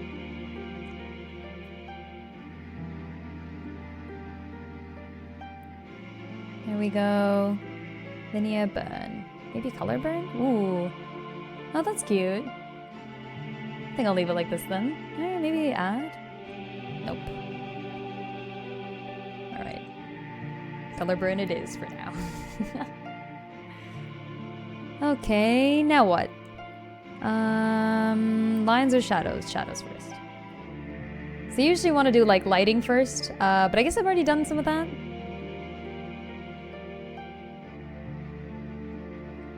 So now I'll move on to shadows. And... nope, definitely not. We'll see if we can do anything with this nose shadow here, although I'm not really confident in my ability to figure out what needs to be done. We don't want Sun to look a little weird. Okay, you know what? Let's just leave it. I think people can easily infer what this is supposed to be here.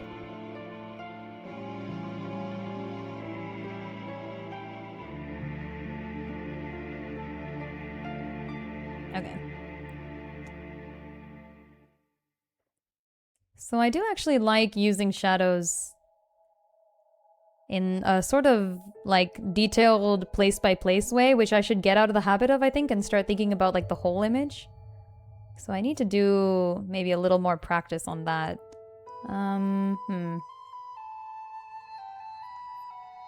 So like, where is the light coming from? Just straight on top, I guess, in this case? Yeah, just straight from the top.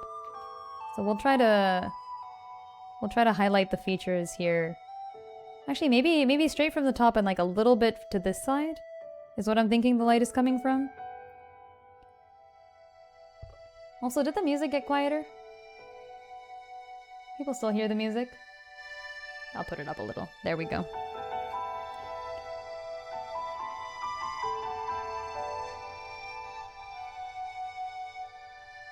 I guess the main thing is now her eyebrows aren't dark enough. There. Hear music? Okay, good. Good to know. Good to know indeed.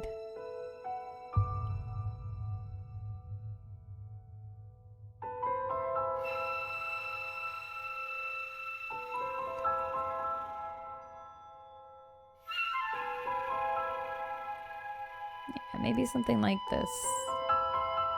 But then, should there be shadows on this side to match? Maybe. A lot of artwork for me is just trying things out and then figuring out how they... Like, I try something and then I go, does that look good? And then if the answer is yes, I go, okay, I'm keeping it. And then I go back and try again.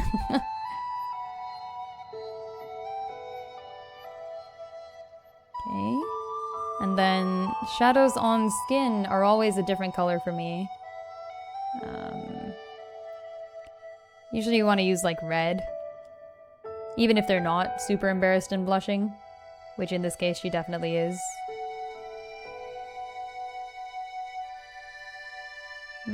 That doesn't look right either though. Maybe it should be less red than this.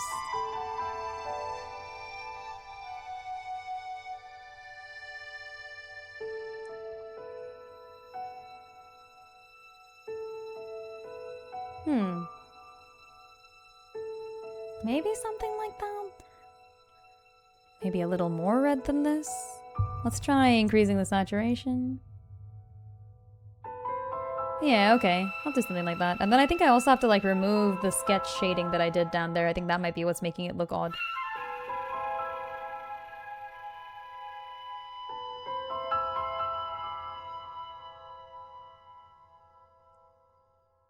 Let's do this. Removed. Okay, there we go. Nice. Does your VTuber model have its own lore and story? Yes! Technically, I do. Some of the longtime fans of this channel can tell you the Lin lore. But I can also give you a quick summary. I used to be a clockwork automaton actually back in the day, believe it or not. And this is to some degree based on, so everything that I say about my backstory and lore is based on my real life. How metaphorical it is up to you. But yeah, so I used to be a clockwork automaton back in the day, and I used to live in a time bubble. And it was a great place, actually. Like, it wasn't bad or anything. But one day, I kind of decided that I wanted to leave. And it took some time to persuade the people of the time bubble that I should leave, because everyone there was a clockwork automaton, and they were all honestly, like, kind of just enjoying things as they were. But I went for it. And to leave is to become human too. Like, you can't just leave and live on the outside without being human. You can visit the outside without being human, and people did that all the time, but, you know, if you really want to live on the outside, you gotta be like the outsiders. And so, I did it. I became human. And here I am. It's been fun being human, actually. I will admit. Major downside is having to sleep, though. I can't believe how you guys deal with this. It kind of sucks. I think eating is both. Both an upside and a downside. As the clockwork automaton, you really don't have to eat much. Lin is from Mars. How did you know? The truth. You've never heard this before. Yeah, I think I drop Lin lore at like random moments. If someone asks, I'll mention it, and then if not, then I won't. But yeah, people here have pieced together a good amount of Lin lore. You can ask me all sorts of questions. The nice thing is that because it's like based on my real life, I can answer them pretty quickly.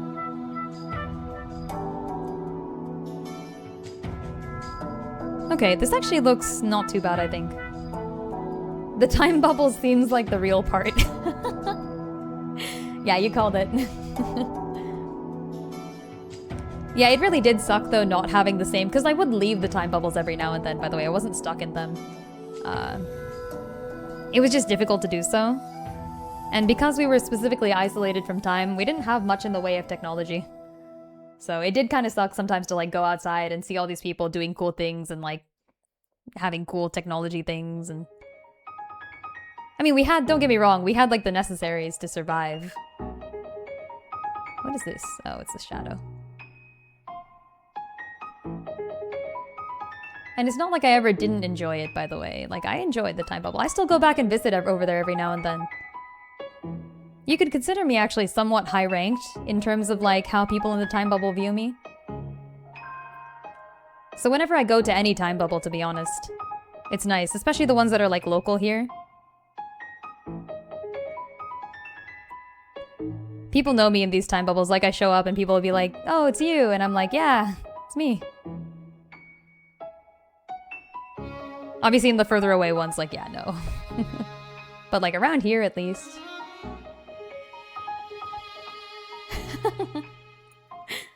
True alien.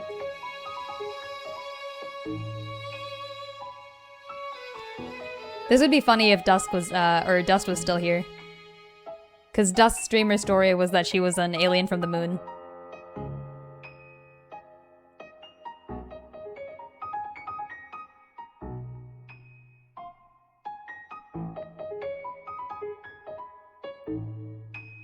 Yeah, but every now and then I do go and visit some time bubbles again, and every now and then I do go back to the ancient realm, which all time bubbles are connected to. So it was a good time.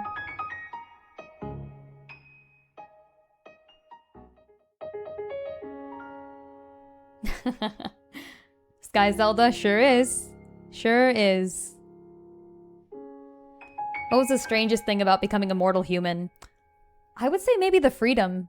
Like, just being free to do whatever you want. As the Clockwork Automaton, we all followed very strict routines back in the day. And, like, there's something to be said for a good routine. Once again, don't get me wrong. Like, I enjoyed that to some degree. But having the choice to just kind of do something, that was nice. That was really nice. Conversely, the downside of that is the motivation. You really, when you don't have the routine of being a Clockwork Automaton, you really lose motivation to do things. So it took a while to work that up. But I figured it out. But yeah, yo, Maddle Plays. Welcome, welcome. Glad to have ya. We here always do some Zelda content on Mondays. I run a little Zelda comic series myself, actually. It's called the Wisdomverse, if you'd like, check that out. It's got artwork like this. And a bunch more theorizing.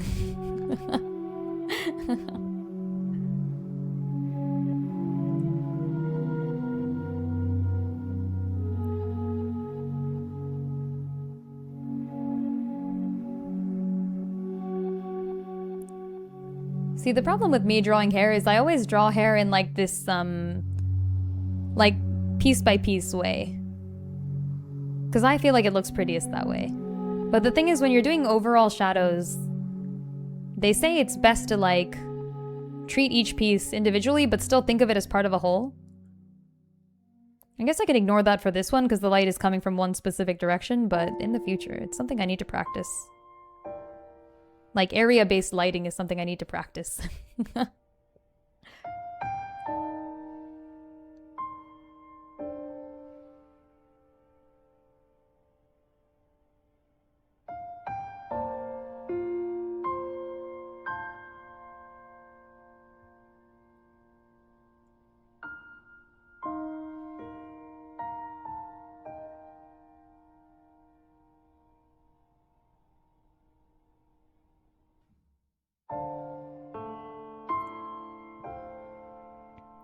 Hey, Caterwall summoned Marth. That's a good summon. Shadow Dragon, which is Marth's Fire Emblem game, is the first Fire Emblem game I ever played, actually. So I have a fondness for Marth.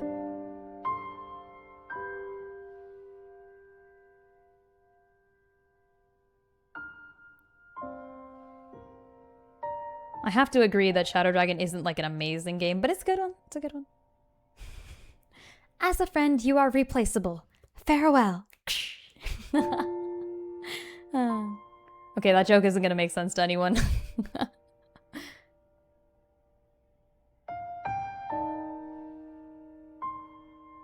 DS. Oh, are you a Fire Emblem fan too? Hey. If you're a fan of Fire Emblem and Zelda, you'll like it here.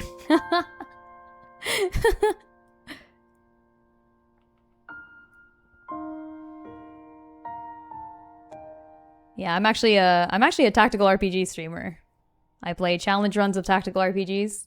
But then after I started streaming, I also just kind of, because I'm such a Zelda super fan, and because I love tactics so much, I wanted to write a Zelda comic focused on wisdom, so it features the Zeldas.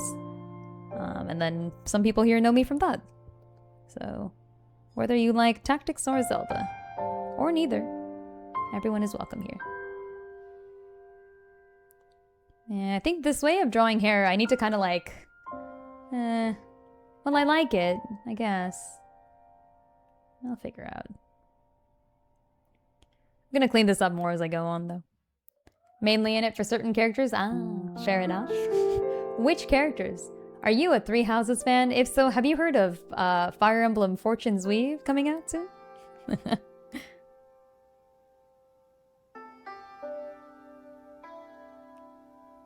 We here in the Linfantry have heard about Fire Emblem Fortune's Weave. I'm actually doing my best not to look up any extra content about it. Like, I don't even want to see the trailers. I want to be surprised when I play it. Who hasn't, lol? Okay, true. Alright, wait, so okay. So if you've played Three Houses, remember, there's only one right answer. Which house is the best? No, I'm kidding. You'll see many people in chat here disagree with me on my choice. But I do have a favorite house. Very staunchly supportive house. Oh, you stopped after Fates. Oh. Okay, not what I expected. Not what I expected. House Targaryen. You're right. House of Hades.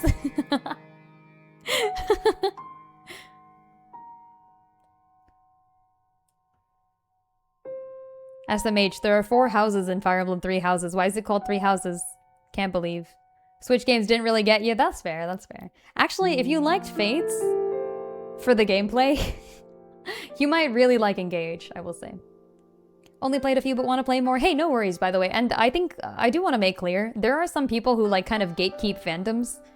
People will be like, oh, you're not a real Zelda fan unless you've played like, I don't know, Zelda 2, Zelda 1 Second Quest Master Mode.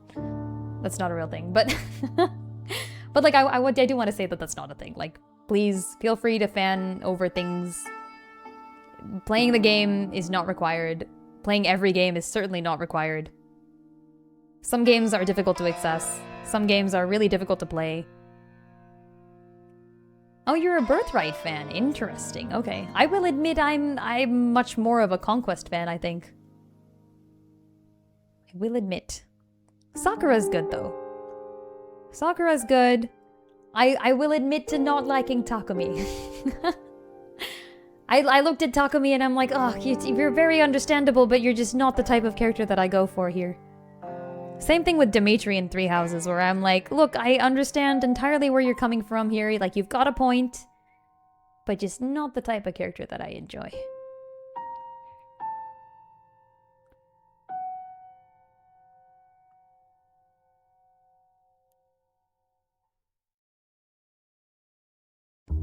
Breath of the Wild Revali. That's a choice, too. Wait.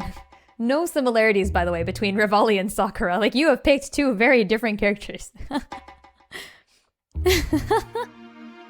feel like all your favorite Fire Emblem characters are just the popular ones. I wrote out a list of my favorite Fire Emblem characters somewhere. No, wait. This is not your bad. Hold on. No, I was just surprised. Are these your favorite characters, Matt? Because if so, you've picked, like, one very sweet, innocent young girl, and one, like, very sassy guy. Oh, comparing him to Takumi. Okay, that's what I was thinking. Okay, there we go. Yeah, see, I missed that. That makes sense now. Yeah, I think I wrote out a list of all my favorite Fire Emblem characters somewhere. I think it's on...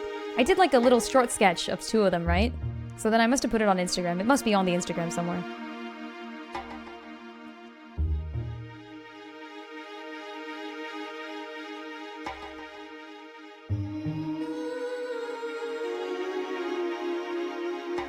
I could probably come up with a list if I thought about it. I know that Joe Generic really likes Corinne from FE5, right? This is very obscure. You are the only Corinne fan I've met. Here, okay, I can write out a list of my favorite Fire Emblem characters. I think it would be probably pretty easy. Hold on. So, I think my favorite, most popular character is like Marth. I just like Marth. So Marth. But then also, I'm an FE12 fan, so I like Chris and Katarina. And a lot of people hate those guys. Let's go through the games then. I don't think I would pick anyone in Echoes to add to my favorites list other than like maybe Saber. But they fricked up Saber's character. If Saber was like secretly Celica's brother, I would have really appreciated it. As it is, I hated what they did with Conrad, and I hated that Saber was such a red herring that I genuinely thought it would be a better option than the real option. So like Saber gets a strong question mark. I don't think I liked anybody else from that game. They're all great, by the way. Like, they're great characters, I love them, but I wouldn't consider them favorites. So next. I'm still playing 4, and haven't yet played 5, so on to Binding Blade. Which, yet again, I don't think I'd pick anyone other than, like, maybe Elfin. Elfin and Saber are kind of in, like, a maybe category. They don't make it all the way up. Here. This is, like, maybe. Elfin. Alright, and then...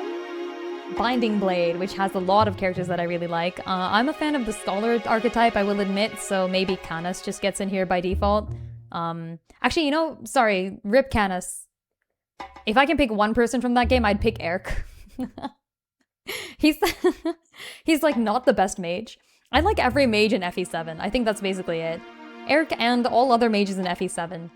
Oh, and then obviously like Lucius and Raven are very cute and deserve to be here. And then maybe also Canis. You know what, frick it. We can add everybody in here. What else? Okay, so that's 7. We're on 8. I don't think I'd pick anyone from Magvel as my favorites. Yeah, they're okay. If I had to pick a favorite from Magvel, maybe like... Oh, I don't even know. You like Lyre from Radiant Dawn? Wait, that is really niche. Goddamn, not even Leith? Not even Leith, just Lyre? Okay. Oh, I'm also a huge Mario and Luigi fan, by the way. I actually recently, Caterwall, if you want to see a good playthrough, I did a challenge run of Mario and Luigi Brothership, where played the game blind from scratch, but no defense items, so you're always playing armorless. Mario and Luigi Brothership, except Mario and Luigi can't wear clothes. It was a good time. Everything one-shots you, it's great. It's so much fun. Okay, Canis. Can't think of anyone from Game 8, genuinely. What are we on to now then? 9 and 10! Okay, yeah, freaking Ike and Soren. The ships stay together. I'm a basic bitch in the Radiant Dawn world. I thought Ranulf was very cool. I thought Titania was really cool. I think a lot of characters in that game just really, like, I don't know, they were good. Titania. What else is there? And that's basically it. Radiant Dawn, Radiant Dawn. Oh, Tabar and Rayson. They're in, like, the maybe category. I could put half the cast of Path of Radiance and Radiant Dawn in here. Oops. Tabar and Rayson. Okay. If we're gonna leave Path of Radiance and Radiant Dawn at that. Oh, wait. How could I forget? Kurthnaga. I think he's so cool. Okay. Anna and Nasir are cool too. Anna... Nasir... There's too many good ones. Okay, moving on. Okay, we can't stay here, because next is Awakening, and that one also has a bunch. I'm adding Inigo to the list. I'm adding just Robin to the list. I'll be nice and not put Lucina and Chrom in there, but like, Lucina definitely gets at least in like the maybe favorites. Cause she's just good. Who else did I like? I like the entire Awakening trio, but I feel like Inigo is my favorite, so I'll put Inigo in there mostly. I don't think I would add anyone from Fates to the list either, actually. So we're skipping that. Yeah, Lyre does usually get remembered as Leith's sister, that's true. Robin, Lucina, anyone else? No? Okay, on to Fates. Yeah, Xander maybe? If I had to pick someone from Fates, it would be Xander probably, I guess. It's pretty basic, but I genuinely can't think of anyone else that I liked a lot in Fates. Oh, I thought Dwyer was hilarious. Hold on. Dwyer. Just got Awakening Trio for Fates. Yo, back in the day, Just count the Awakening Trio for Fates. Oh, that's hilarious. Back in the day, by the way, when I found out that the Awakening Trio was the Awakening Trio, because, like, we weren't told this. Like, I went in playing the game, and I was like, oh, look at these characters who look exactly like Inigo and Severa and Owain. Like, that's nice. Like, look at them. They're just being referenced. And then, like, their final support conversation is something like, call me by my real name, Owain, and it's like, whoa! I was like, what? They did it! They actually did it! Yeah, forget, I'll put them in here. Owain. Severa. I don't know why I thought Dwyer was so funny, but he kind of looks like Elle from Death Note. I thought that was hilarious. Okay, what else? Characters I like. I feel like I'm gonna look at this list after I'm done and then remember that I forgot a shit ton of people. That's what's gonna happen. Inigo, Robin. Awakening Trio trolling your polls. There is no Awakening Trio in Ba Sing Se. Oh, I thought Izana was great. Hold on. Izana. Okay. Next. Yeah, I don't even... What's next? Gaiden. Oh, 3 houses. Okay, yeah. The entire Black Eagles. Edelgard, Hubert. Okay, I won't put all of them. Ferdinand. Dorothea. Okay, maybe I will put all of them. Look, how long does my list get to be? Does it... Petra. Caspar. I'm leaving out Bernadetta. Lynn. Thought you said Izana at first. Ooh, okay, I mean, hey, if I were making a triangle strategy list, she'd probably be on there, but like maybe at like 10th place. If FEH low-hanging fruit picks say there, I actually really hated Chapter 7, so that's gonna be a no from me, but you know what? Fair. Fair choice. If we're counting Fire Emblem Heroes, which we should, by the way, because I am a huge Fire Emblem fan, and I count Fire Emblem Heroes as the main game, Alphonse is freaking brilliant. I genuinely like the main character of Fire Emblem Heroes, he's amazing. And in the same note, the main character of Fire Emblem Shadows is also kind of cool. I love Kurt. Kurt gets a place in here. Okay, anyone else? Caspar, Lynn, Lysithea? Ash? Okay, that's it. That's too many 3 houses character. Anna. I'm putting Anna and maybe. Canon lesbian lord, exactly. Canon either lesbian lord or trans puppy girl. You can have both. That's right. I did one stream on Fire Emblem Shadows when the game came out, and I was like, guys, what is this? I started playing it, I'm like, wait, this story's kind of good. Oh, I love Zasha. Hold on, Zasha's in here. He's like Navarre, but I don't know. He's just Navarre, but with wings. I don't even like animals. Oh boy. Okay. Who did I miss? Engage. Okay. Despite really liking Engage, maybe the only character I'd put on here is Rafal. And if you don't know who Rafal is, I'm not going to spoil it for you. Play Fire Emblem Engage. And more importantly, play it with the DLC. Because the DLC is really good. Rafal gets like multiple little things underneath it. And then considering Fortune's Weave, so far I have Leda in here. I do think she's really cool. But that's gonna be a massive question mark until I actually play the game and find out whether she's good or not, you know what I mean, so. Who's your favorite Anna? Ooh, Awakening, I think? No, actually, I take that back. Shadow Dragon Anna. SD Anna. SD Anna is the only Anna with a boyfriend.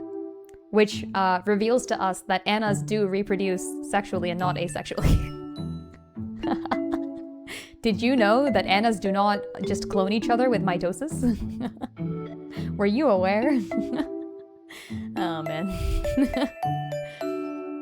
Yeah, I like the name 13 Fire Emblem characters. Anna. Okay, that's on me. I set the bar too low.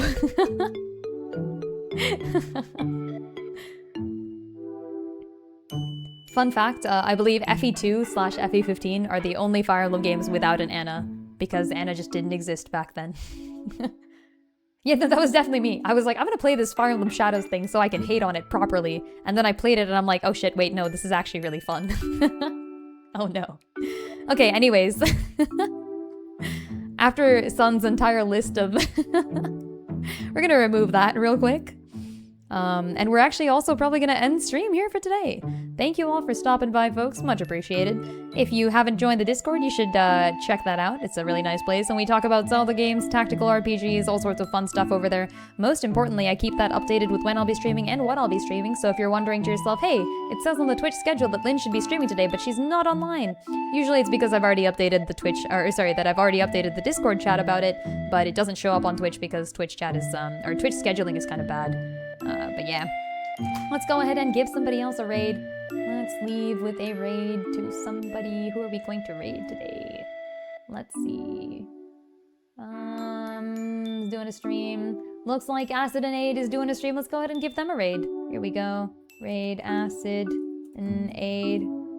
Seems like chill folks over there. Here we go. Should get back to your own project. Hell yeah. Good luck with that. Let's give that a raid right there. Yeah, have a wonderful night, folks. Do indeed have a wonderful night.